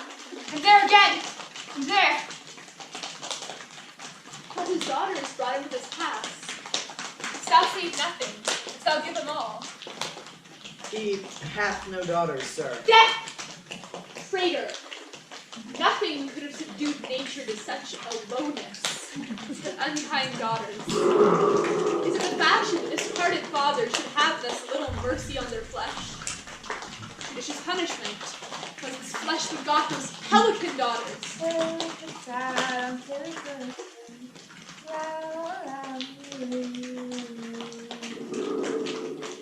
hast thou been? A serving man. Proud heart of mine. Curled my hair. More gloves in my cap. Served the lust of my mistress' heart. With the act of darkness with her, swore as many oaths as I spake words and broke them. Sweet place of heaven. Wine I loved dearly, dice dearly. And in women, our paramour prefer. False of heart, light of ear, bloody of hand. Hog and sloth. Fox himself, wolf in greediness, dog in madness, lion in prey. Let not the creaking of shoes nor the rustling of silks betray thy poor heart to women. Thy foot out of brothels, thy hand out of placards, thy pen from lenders' books, and defy the foul fiend. Still, through the hawthorn the cold wind blows. The sun, well, none he doth my boy employ. Cessna, let him try. Thou wert better in a grave than to answer with thy uncovered body this extremity of disguise. This man no more than this. Consider him well. Thou host the worm no silk, the beast no hide, the sheep no wool, the cat no perfume. Ha! Here's 3 unsophisticated. Thou art the thing itself. Unaccommodated man is no more. The poor, fair, forked animal as thou art. Off you lendings, come, unbutton here. Pray no fear, content. Tis a naughty night to see. A little fire in the wild fields like an old Russian heart. One small spark on golden field. Look, here comes the welcome fire. This is the foul liberty gibbet. He begins. At midnight walks at first cock. He gives the weapon a pin. Squints the eye, makes the hair lip, knows the white feet, and hurts the poor creatures of earth. Little further Christ the wall, he met the nightmare at her manhole, and her light and her troth light Avoid thee, witch, avoid thee. How fares your grace? What's he? Who is there? What is it you seek? What are you there? Your names? Poor Tom, that eats the swimming frog, the toad, the tadpole, the walnut, and the water, and hath, in the fury of his heart, when the foul fiend rages, eaten cow dung for salads, swallows the old rat and the ditch dog, drinks the green mantle of the standing pool, who's whipped from tithing, and stalked, punished, and imprisoned, and half-clad, 3 suits to his back, 6 shirts to his body, horses to ride and weapons to wear, but mice and rats and such small deer have been Tom's food for 7 long years. Beware, my follower. Peace, Malcolm. Peace, thou fiend. What? Have you raised another country? The Prince of Darkness is a gentleman. Modo, he's called. And Mahu. Flesh and blood, my lord, grown so vile, it does make them big fit. Scorch comes cold. My duty cannot suffer to obey in all your daughter's hard commands. Though their injunction be to bar my doors, or this fearless night will pull upon you. Yet I meant to seek you out and bring you a little fire and food and ready. First, let me talk with this philosopher. What is the cause of thunder? Good my lord, accept his offer. Go into the house. I'll talk over with the same learned thief. What is your study? How to prevent the fiend and to kill vermin. Let me ask you one word in private. Torturing him once more to go, his wits begin to unsettle. I stopped looking at him. His daughter's seed is dead. All that good Kent. He said it would be thus, or banished man. Say some Negro's mad. I'll tell thee, friend, and I'll stab myself. I had a son now outlawed from my blood. He sought my life, but lately, very late. I loved him, friend. No father is son dearer. Shouldn't tell you. The group would praise my wits. What a night's this! I do beseech your grace. Oh, try you mercy, sir. Noble philosopher, your company. On the cold. In, fellow, there into the hovel. Keep me warm. Come, let's in all. Soothe him, my lord. Let him take the fellow. Take me on. Sirrah, come. Come, good Athenian. No words, no words. Hush. Child rodent, to the dark tower came. His word was still, fly, foe, from. I smell the blood of a British man. We are the partner's house. Come in, Lord. I made you send to that nature gives us the way to loyalty. Something fears me to think of.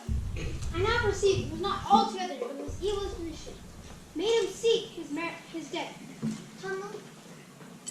But a provoking merit, set a work, a reprovable badness in himself. How malicious is my fortune that I was repent to be just. Here is a letter which he spoke of, which approves him an intelligent party to the advantages of France. Oh heavens, that this treason were not I the detector. Go with me to the Duchess. If the matter of this paper be certain, you have mighty business in hand. True or false, it hath made thee Earl of Gloucester. Go seek where thy father is, that he may be ready for apprehension. If I find him comforting the king, it will stuff a suspicion in my foes. I will persevere in my course of loyalty, though the conflict be sore between that and my blood. I will lay trust upon you, and thou shalt find a dear father in my love.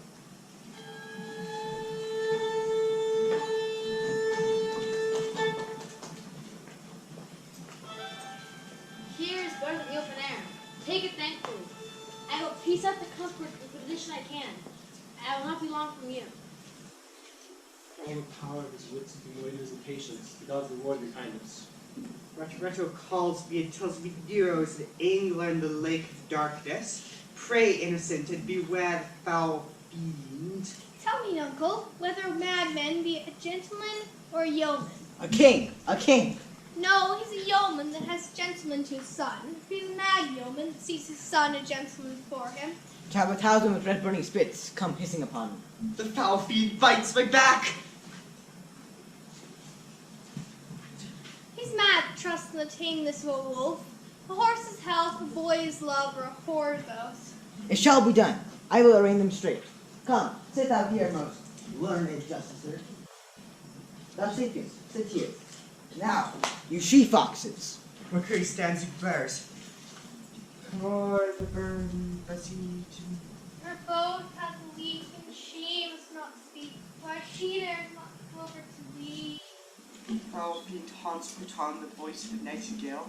Papa Dad's cries in Tom's belly for 2 white herring. Croak not, black angel.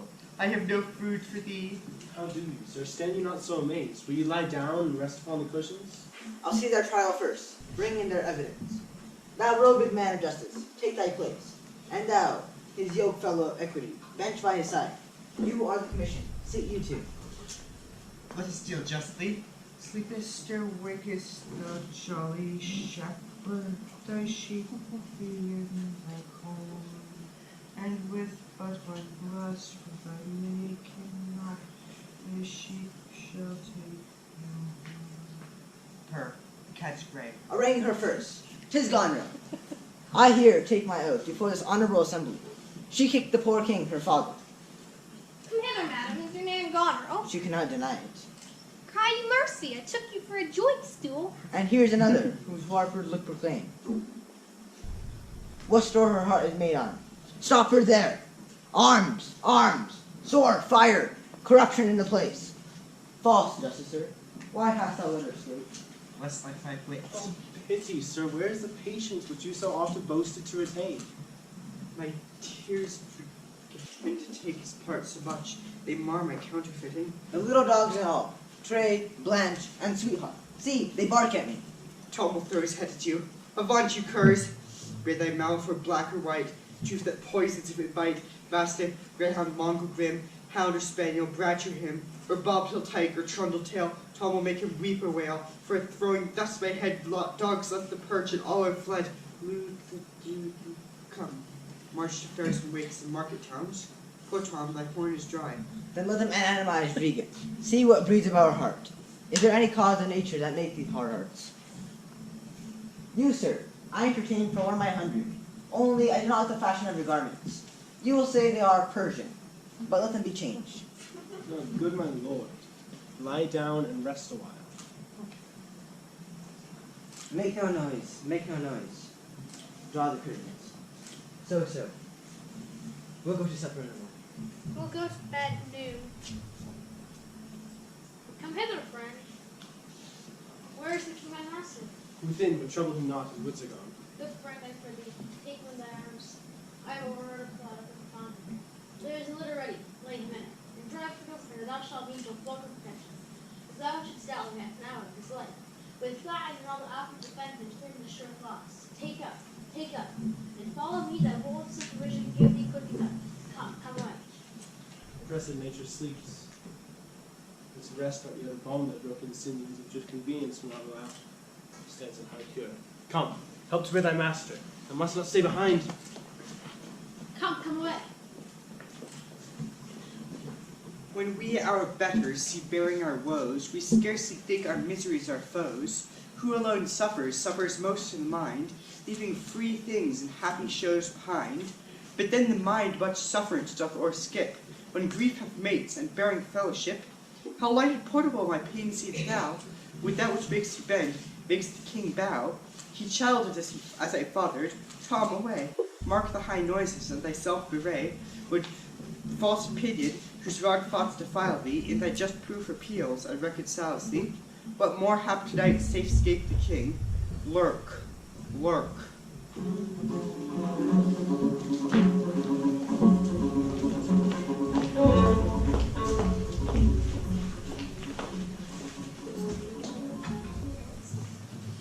Post speedily to my lord your husband. Show him this letter. The army of France is landing. Seek out the traitor Gloucester. Hang him instantly. Look at his eye. Leave him to my displeasure. Edmund, keep you our sister company. The revenges we are bound to take from your traitorous father are not fit for your behold. Advise the Duke where you are going to make festive preparations. We are bound to the like. Our posts shall be swift and intelligent betwixt us. Farewell, dear sister. Farewell, my Lord of Gloucester. How now? Where is the king? My lord of Gloucester hath conveyed him, some 5 or 6 and 30 of his knights, hot questress after him, men in that gate, with some other of the lord's dependents, are gone with him towards Dover, where they boast to how well will arm your friends. Get horses for your mistress.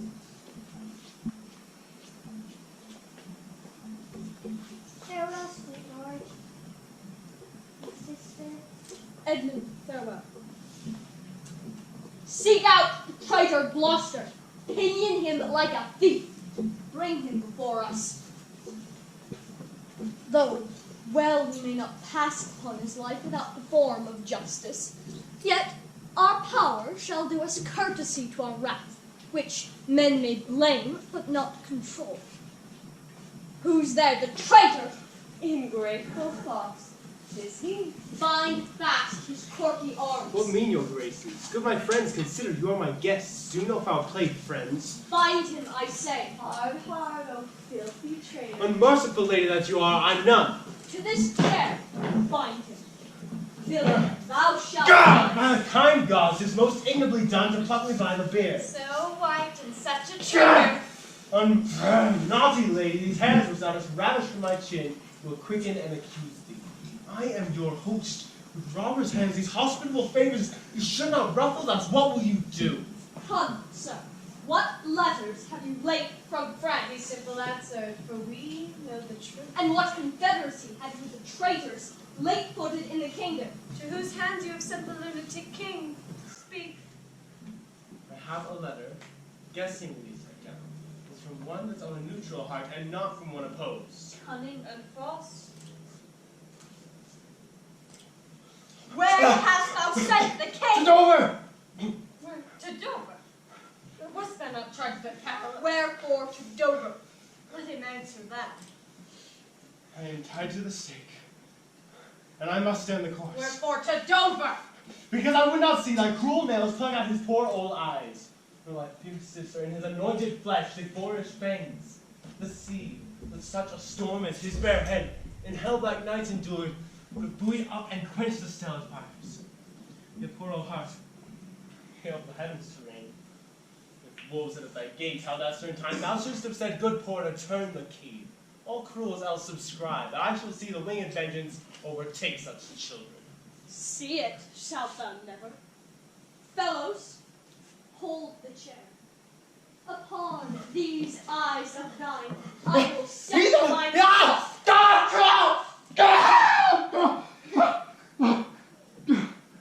One side will mock another. The other two. If you see vengeance. Hold your hand, my lord. I have served you ever since I was a child. Better service I've never done to not forbid you. Hold. Come now, you dog. If you didn't wear a beard upon your chin, I'd shake it off from this quarrel. What do you mean? My villain. Nay then, come on. Take a shot at the finger.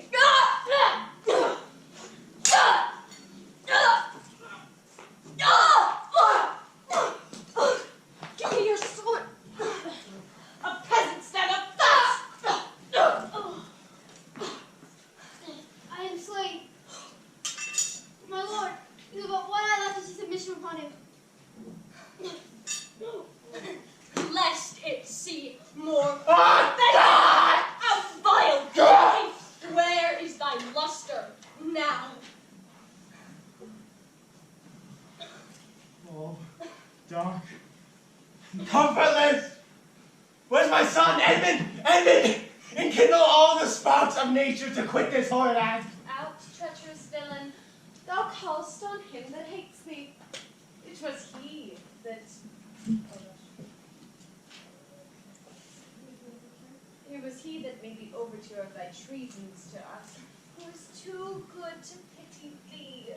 Oh, all these... Edgar was a be those kind gods, Lord, give me that and prosper me.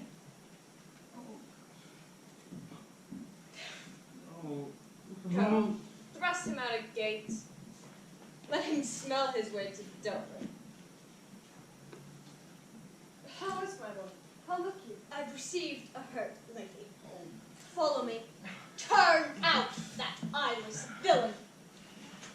Throw this slay upon the dunghill. Regan, I bleed apace. Untimely comes this hurt. Give me your arm.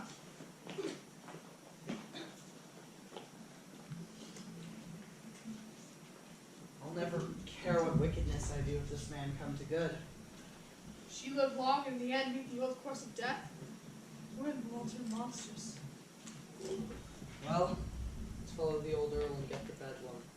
Lead him where he would, his roguish madness allows itself to any kind. Go down. I'll put some black and white legs with your face.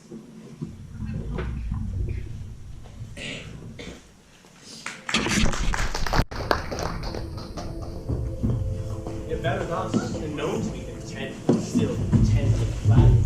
To be worst, the lowest, most dejected thing of fortune, stands still Hesperus, lives on in fear.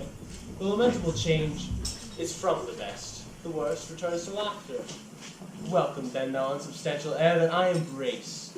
The wretch that thou hast blown into the worst owes nothing to thy blast. But who? My father! Holy land, world, world, oh, world! What would thy strange mutations make us hate thee life but not yield to age? Oh my good lord, I have been your tenant and your father's tenant for fourscore years. Away! Get thee away, good friend, be gone! Thy comforts can do me no good at all, thee they may hurt. You cannot see your way. I have no way, and therefore want no eyes. I stumbled when I saw. Full oft to see our means secures, and our mere defects prove our commodities. Oh, dear son Edgar, the food of thy abused father's wrath, might I but live to see thee in my touch, I'd say I had eyes again. How now? Who's there? Oh gods, who is can say I am at the worst? I'm worse than e'er I was. 'Tis poor mad Tom. And worse I may be yet. The worst is not so long as we can say this is the worst. Well, we're gods. Is it a beggar man? That man is beggar too. He has some reason, else he could not beg. In the last night's storm, I such a fellow saw, which made me think a man a worm. My son came then into my mind. And yet, my mind was then scarce friends with him. I have heard more since, as flies to wanton boys are we to the gods. They kill us for their sport. How should this be? Bad is the trait that must play fool to sorrow, injuring yourself and others. Bless thy sweet eyes, they bleed. Get thee away. For my sake, thou wilt take us hence a mile or twain the way toward Dover. Do it for ancient love, and bring some covering for this naked soul which all entreat to leave me. Alack, sir, he is mad. 'Tis the time's plague when madmen lead the blind. Do as I bid thee, or rather do thy pleasure. I'll bring in Above the rest, be gone. I'll bring in the best pearl I have. Come on, but well. Sirrah! Naked fellow! Poor Tom's a cold. Oh, I cannot dog it further. Come hither, fellow! Yet I must. Bless thee, master. Knowest thou the way to Dover? Poor stand the gate. Horseway and footpath. Poor Tom hath been scared out of his good wits. Bless thee, good man's son, from the foul fiend.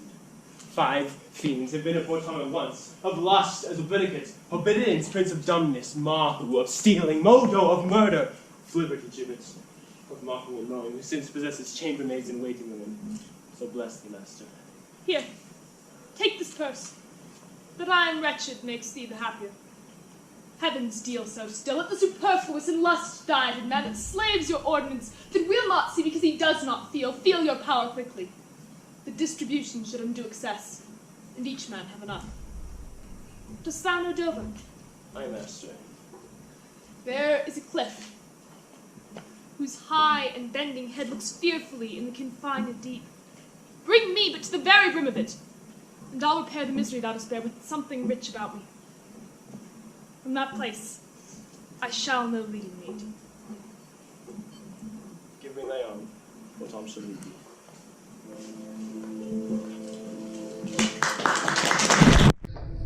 We now jump from Act 4, Scene 1 to Act 4, Scene 6. In between, Goneril makes attempts to seduce Edmund and finds her husband Albany changed. He has learned what she has been up to. Goneril is then full of scorn for Albany. Then news arrives that Gloucester has been blinded, Cornwall is dead, and Edmund betrayed his father. Albany vows revenge. Kent and one of Lear's gentlemen discuss the war and Cordelia's reaction to all the news. Then Cordelia discusses her father's condition with the doctor and talks about longing to see him. Meanwhile, Regan tries to get Oswald to give her Goneril's letter to Edmund, and he refuses. Finally, Lear and Cordelia reunite, and Lear begs her forgiveness. She insists that there is nothing to forgive, and they embrace. Now, back to the action.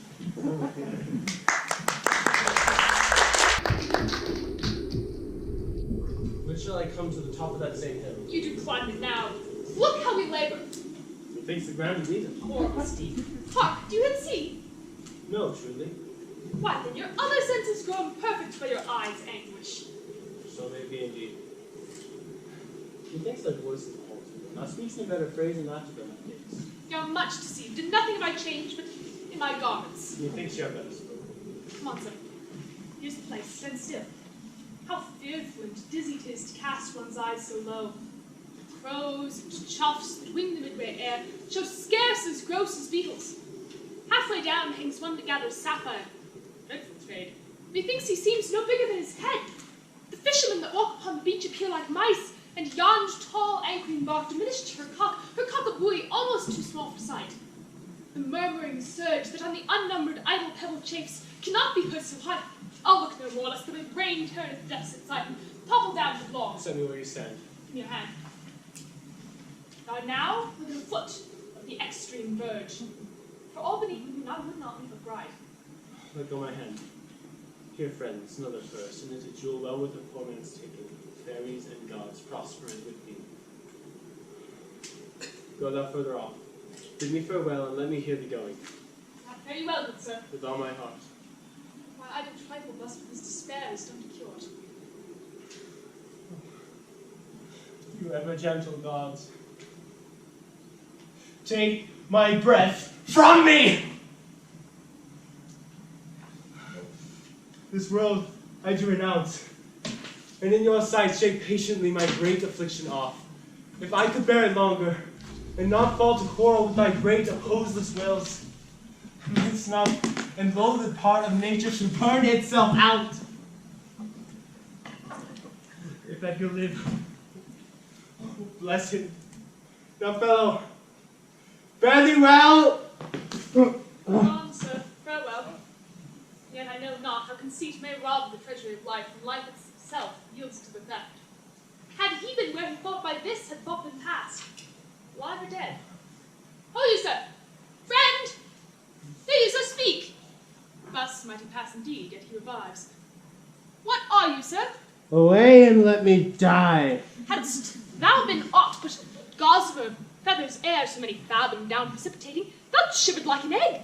But thou dost breathe, hast heavy substance, bleeds not, speaks not sound.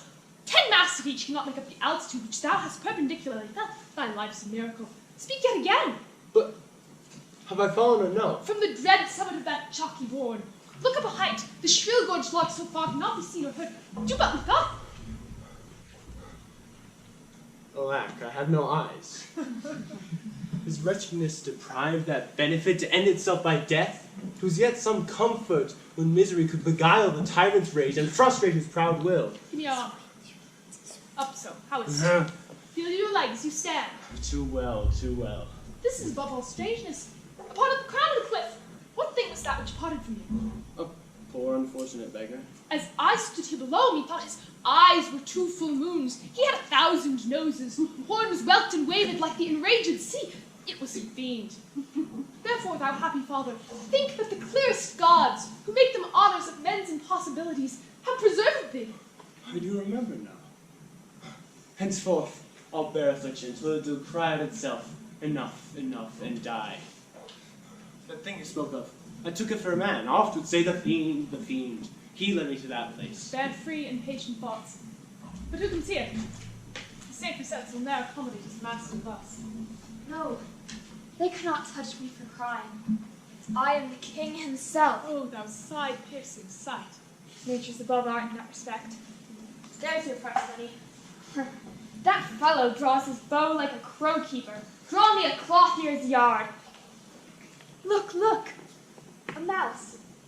Peace. This piece of toasted cheese will do it. There's my gauntlet. Prove it on a giant. Bring up the brown bills.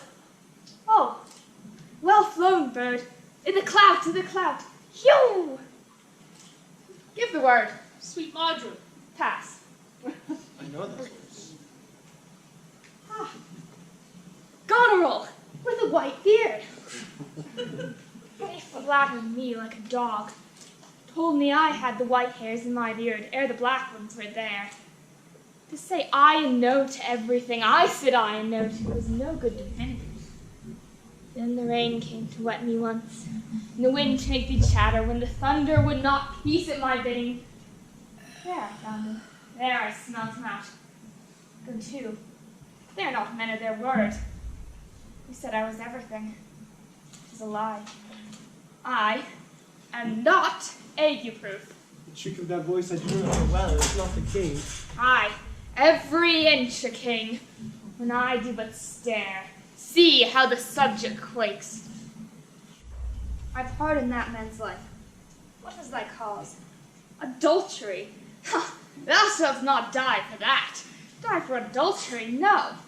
The wren goes to it, and the small gilded fly does lecher in my sight. Let copulation thrive, for Gloucester's bastard son was kinder to his father than my daughters got between the lawful sheets. To it, luxury, pell-mell, for I lack soldiers. Behold, yon simpering dame, whose face between her forks presses is snow, who minces virtue and does shake the head to hear her pleasure's name. The fit, you know, the soiled horse goes to it with a more riotous appetite. Down from the waist they are centaurs, though women all above, but to the girdle do the gods inherit. Beneath all's the fiends. There's hell, there's darkness, there's the sulphurous pit, burning, scalding stench, consumption, fie. Ha. Give me an ounce of civet, good apothecary. Sweeten my imagination, there's money for thee. Oh, let me kiss that hand. Let me wipe it first. It smells of mortality. Oh, ruined piece of nature. This great world shall so wear out to naught. Dost thou know me? I remember thine eyes well enough. Dost thou squinny at me? No. Do thy worst blank you with all not love? Read thou this challenge. Mark the penning of it. Through all the letters, sons, I cannot see. I would not take this from report. It is. My heart breaks at it. Read. What with the case of eyes? Oh, are you there with me? No eyes in your head, no money in your purse. Your eyes are in a heavy case, your purse in a light. Yet you see how this world goes. I see it feelingly. What? Art mad? A man may see how this world goes without eyes. Look with thine ears. See how yon justice rails upon yon simple thief. Hark with thine ears. Change places and handy-dandy. Which is the justice? Which is the thief? Thou hast seen a farmer's dog bark at a beggar, Aye, sir. and the creature run from the cur. There thou mightst behold the great image of authority, a dog obeyed in office. Thou, rascal beetle, hold thy bloody hand wide. Dost thou lash that whore? Strike thine own back. Thou hotly lusts to use her in that kind for which thou beats her.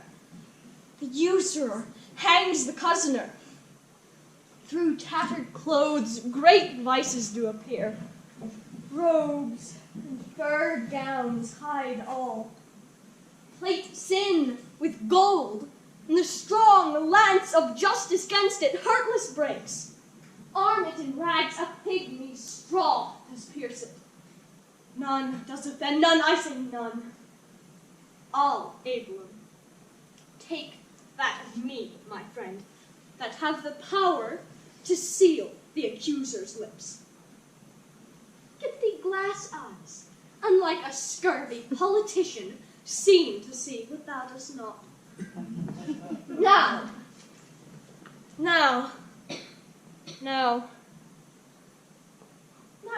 pull off my boots. Come, harder, harder, so! Oh, matter and impertinency mixed, reason and madness. Thou wilt weep my fortunes. Take my eyes. I know thee well enough. Thy name is Gloucester. You must have patience. We came crying hither. Thou knowest, when we first smelt the air, we wailed, we cried. I'll preach to thee, mark. Alack the day. When we are born, we cry that we are come to this great stage of fools. This is a good luck.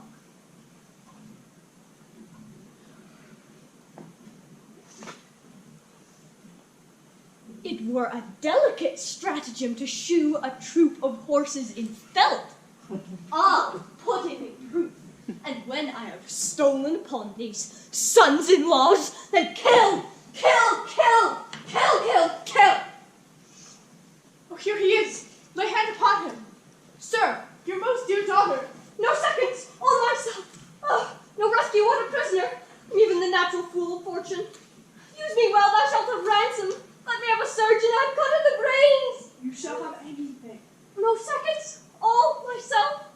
Why, this would make a man of salt to use his eyes for garden water pots, aye, and laying autumn's dust. Good sir. What? I will die bravely like a smug bridegroom. What? I will be jovial. Come, I am a king, masters. Know you that? You are a royal one, and we obey you. Then there's life in it. Come, and you get it. You shall get it by running. Saw, saw, saw, saw. Sight most pitiful and the meanest wretch, past being young the king. Hail, gentle sir. Sir, speak to you, what's your will? Do you hear aught of a battle toward? No, sure and vulgar, everyone hears that which can distinguish sound. But, by your favour, how near is the other army? Near, not speaking, but the main described sent on the hour of the watch. I thank you, sir, that's all. So let the queen on special calls to see if her army is moved on. I thank you, sir. You ever gentle gods?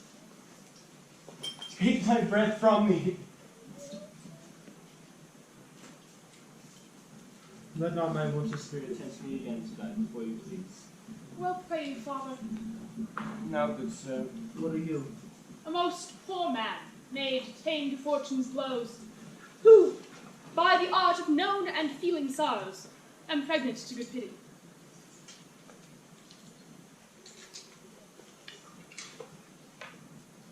Come, sir, give me your head.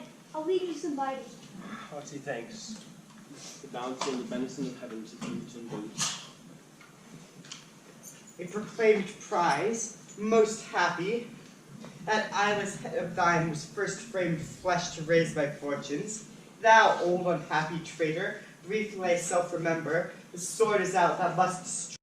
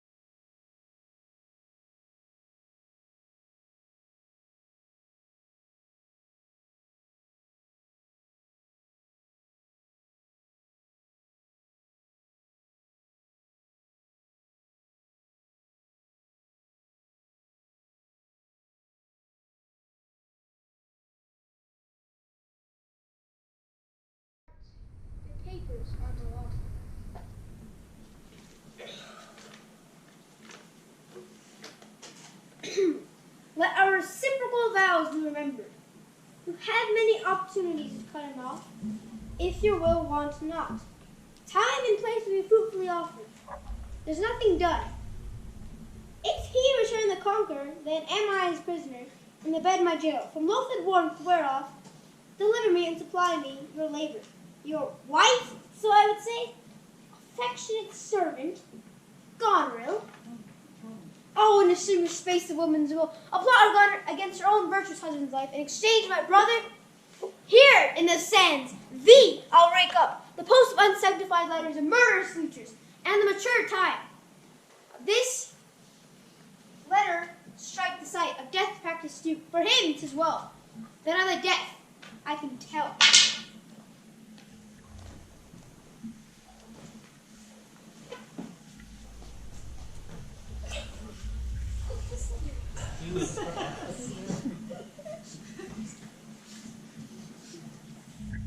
How stiff is my vital sense, and I stand up and have ingenious feeling in my huge sorrows.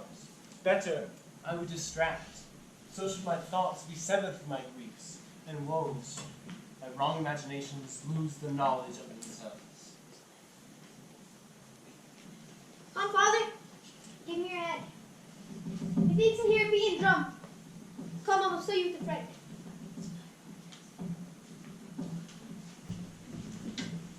Know if the Duke with his last purpose hold, or whether if since he is advised by aught to change his course. He's full of alteration and self-improving. Bring me his constant pleasure. My sister's man is certainly miscarried. 'Tis to be doubted, madam. Now, sweet Lord, you know the goodness I intend upon you. Tell me the truth, but then speak the truth. Do you not love my sister? In honored love, But have you never found my brother's way to the forfended place? that thought abuses you. I am doubtful you have been conjunct and bosomed with her as far as we call hers. No, by mine honor, madam. I never shall endure her. Good my lord, be not familiar with her. Fear not. She and the Duke her husband. Our very loving sister, Molina. Sir, this I heard. The king has come to his daughters, with others from the rig of our state, forced to cry out. Where cannot be honest. I was never yet valiant for this business. It touches me as France invades our land. Not bold, the king, with others, whom I fear most and just heavy causes make oppose. Sir, you speak nobly. Why is this reasoned? Combined together against the enemy. But these domestic and particular broils are not the question here. Let us then determine the ancient of war on our proceedings. I shall attend you presently at your tent. Sister, you'll go with us? No. 'Tis most convenient. Pray, go with us. Oh, I know no riddle. I will go. If e'er your grace had speech with men so poor, give me one word. I'll overtake you. Speak. Before you fight the battle, ope thou this letter. If you have victory, let trumpets speak for him that brought it. Wretched though I seem, I can produce a champion that will prove that which is about you there. If you miscarry, your business of the world hath so an end, and machination ceases. Fortune love you. Speak, so read the letter. I was forbidden. When time shall serve, let but the herald cry, and I'll be here again. There they go. I'll overlook that paper. The enemy's in view. Draw off your powers. Here is a guess of their true strength and forces by delicate discovery. Your haste is now urged upon you. We will greet the time.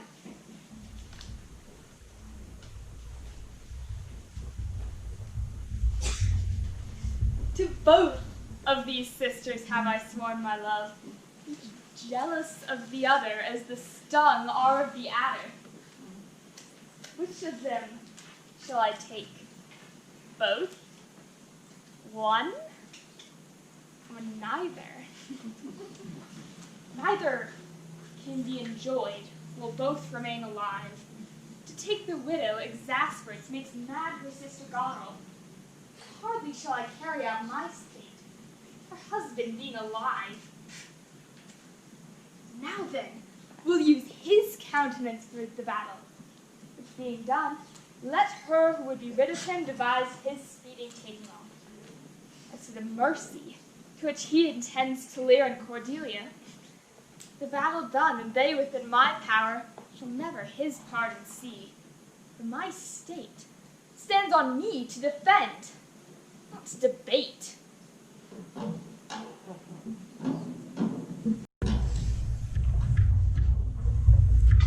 Here, Father. Take the shadow of this tree for your good host. Pray that art may thrive. If ever I return to you again, I'll bring you comfort. Grace go with you, sir.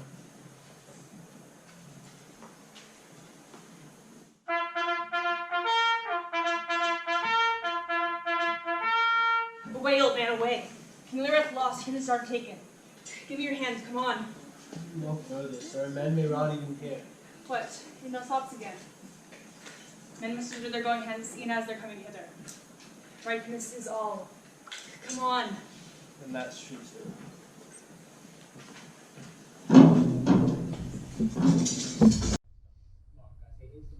So as I've set it down. I cannot draw a cart nor eat dried oats. If to be a man's work, I'll do it.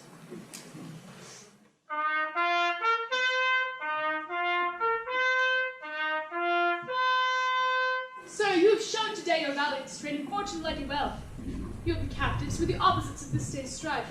I do require them of you, so to use them as we shall find their merits and our safety may equally determine. Sir, I thought it fit to send the old and miserable king to some retention and appointed God, whose age has charms, whose title more to pluck the common bosom on his side and turn our impressed lenses in our eyes which do command them. With him I sent the queen, my reason all the same, and they are ready tomorrow or a further space to appear we usual hold your session. At this time we sweat and bleed. The friend hath lost his friend, and the best quarrels in the heat are cursed by those that feel their sharpness.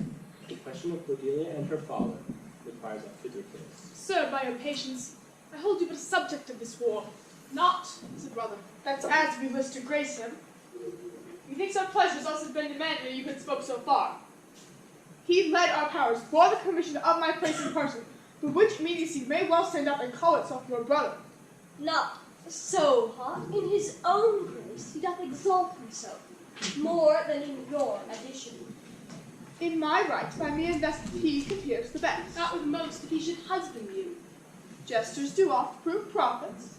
Hola, hola, that I that told you so, not but a squint. Lady, I am not well, else I should answer from a full flowing stomach. General, take by my soldiers, prisoners, patrimony, dispose of them. Of me, the walls is thine. Witness the world that I create thee here, my lord and master. Mean you to enjoy him? The let alone lies not in your goodwill. Nor in thine, lord. Half good fellow, yes. The drum strike and prove my title thine. Stay yet your reason. Edmund, I arrest thee on capital treason. And in thy best, this gilded soul. Your claim best is strive large in the interest of my wife. 'Tis she is subcontracted to this lord, and I, her husband, contradict your bands. If you will marry, make your loves to me. My lady is bespoke. An interlude. Thou art armed, Gloucester, let the trumpet sound. If none appear to prove upon my person thy heinous manifest in many treasons, there is my pledge. I'll make it on my heart, ere I to his spread. Thou art nothing less than I have here proclaimed thee. Sick, oh sick. If not, I'll ne'er trust medicine. There's my exchange. What in the world he is that names me traitor, villain like he lies. Call by the trumpet! He that dares approach on him, on you, who not, I will maintain my truth and honor firmly. A herald, ho! A herald, ho! A herald! Trust to thy single virtue. For thy soldiers all levied in my name, had in my name took their discharge. My sickness grows upon me. She is not well. Convey her to my tent. Come hither, herald. Let the trumpet sound. Bring out this. Sound trumpet.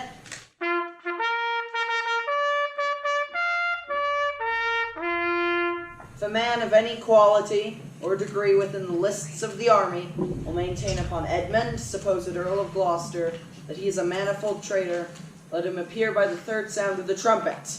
He is bold in his defense. Again.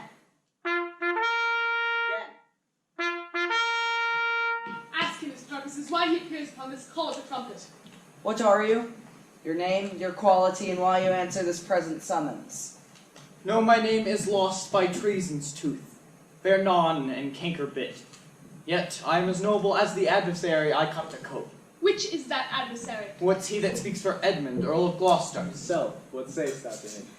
Draw thy sword, that if my speech offend a noble heart, thy arm may do thee justice. Here is mine. Behold, it is my privilege, the privilege of mine honors, my oath, and my profession. I protest. Maugre thy strength, place, youth, and eminence. Despite thy victor sword and fire, new fortune, thy valor, and thy heart, thou art a traitor. False to thy gods, thy brother, and thy father. Conspiratant against this high, illustrious prince, and from the extremest upward of thy head to the descent and dust below thy foot, a most toad-spotted traitor. Say thou no, this sword, this arm, and my best spirits are bent to prove upon thy heart whereto I speak. Thou liest. In wisdom, I should ask thy name. But since thy outside looks so fair and warlike, and that thy tongue, some say, of breeding breeds, but safe and nicely, I might well delay by rule of knighthood, I disdain and spurn. Back do I toss these treasons to thy head, with the hell-hated lie o'erwhelm my heart, which for they but glance by and scarcely bruise. This sword of mine shall give them instant way where they shall rest forever. Trumpet, speak!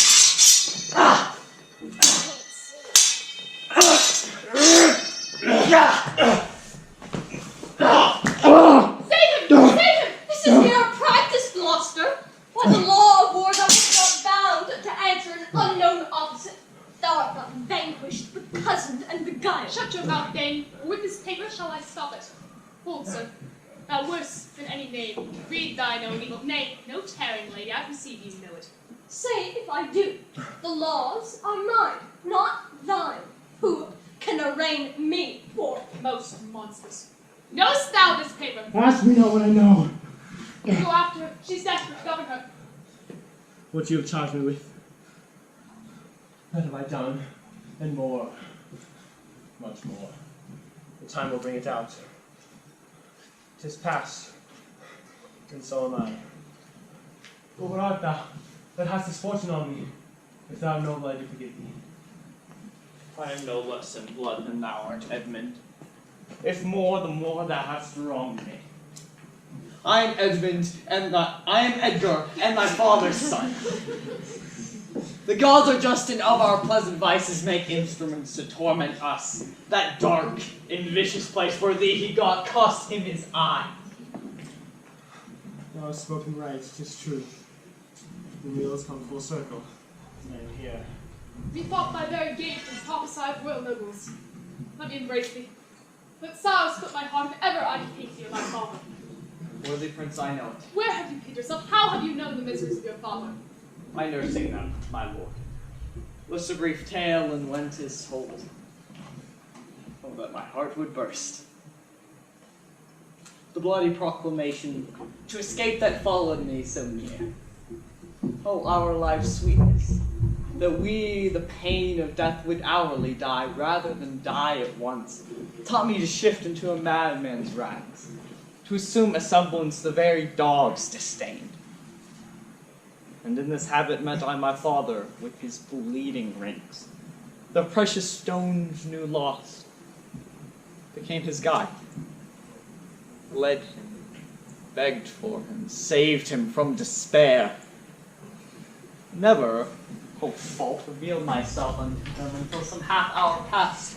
I was armed, not sure, though hoping of this good success, I asked his blessing, and from first to last told him our pilgrimage. But his flawed heart Alack, too weak the conflict to support, twixt two extreme passions, joy and grief. First, smiling. This speech of yours hath moved me, and shall perchance do good. But speak you on.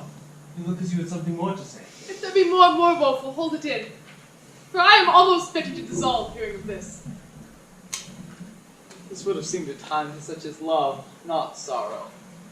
But another, to amplify too much, would make much more in top extremity. Whilst I was bidding clamor, there came in a man who, having seen me in my worst of state, shunned my abhorred society. But then finding who was it so, endured, with his strong arms he fastened round my neck and burst out, as he burst heaven,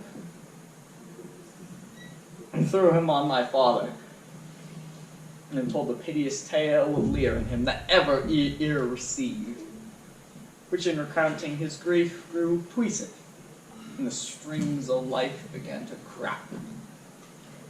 Twice then the trumpet sounded, and there I left entranced. But who was this? Kent, sir, the banished Kent, who in disguise followed his enemy king and did him service. Improper for a slave. Help! Help! Oh, help! What kind of help? Speak then. One needs that bloody knife. 'Tis hot, it smokes, came out of the heart of... She is dead! Who dead? Speak man! Your lady, sir, your lady! And her sister by her is poisoned. She confesses it! I was contracted to them both. All three now married in an instant. Here comes Kent. Produce the bodies, be they alive or dead. This judgment of the heavens that makes us tremble touches us not. Oh, is this he? The time will not allow the counsel which very man urges. Come to bid my king and master I good night. Is she not here? Great thing of us forgot. Speak, and where's the king and where's Cordelia? Seest thou this object, Kent? Alack, why thus? Yet Edmund was beloved. The one the other poisoned for my sake. And after slew herself. Even so. Cover their faces. I pant for life.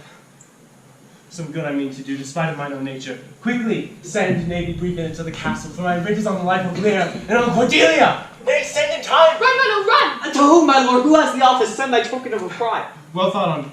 Take my sword, give it the captain! Haste thee for thy life! He hath permission from my wife and me to hang Cordelia in the prison and to lay the blame on her despair. She forbid herself. The gods defend her. Bear him hence a while.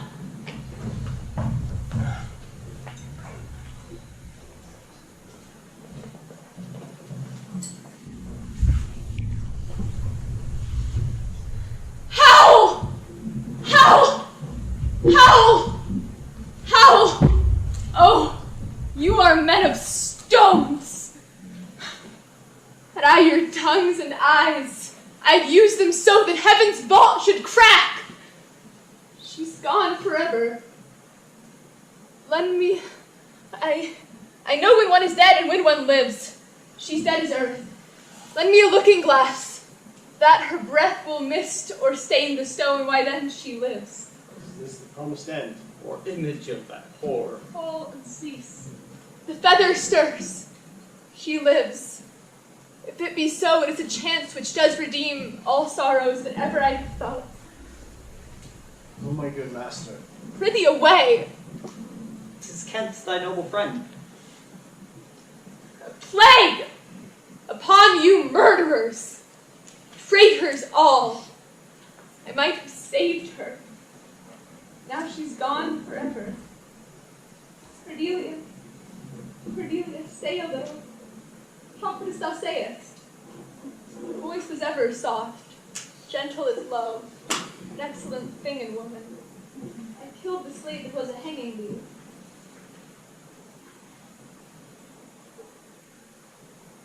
Fortune brag, the two she loved and hated, one of them we behold. This is a dull sight, are you not Kent? The same your servant, Kent. Where's your servant Caius? He's a good fellow, I can tell you that. He'll strike, and quickly, too. He's dead and rotten. No, my good lord. I'm the very man. I'll see that straight. That from your first indifference and decay have followed your sad steps. You are welcome hither. Nor no man else. Most cheer the stark and deadly, your eldest daughters have foredone themselves and desperately are dead. Aye, so I think. He knows not what he says, in vain is it that we present us to him. Very goodness. Edmund is dead, my lord. That's but a trifle here. You lords and noble friends know our intent. What comfort to this great decay may come shall be applied. For us, we shall resign within the life of this old majesty to him our absolute power. You to your rights would boot in such addition as your honours have more than merited. All friends shall taste the wages of their virtue. All foes the cup of their deservings. Oh, see, and my poor fool is hanged. No life. Why should a dog, a horse, a rat have life? And thou no breath at all. I'll come no more. Never.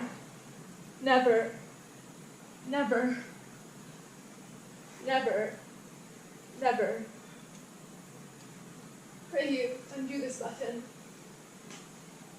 Thank you, sir. Do you see this? Look on her. Look, her lips. Look there. Look there. He faints, my lord, my lord! Break heart, I prithee break.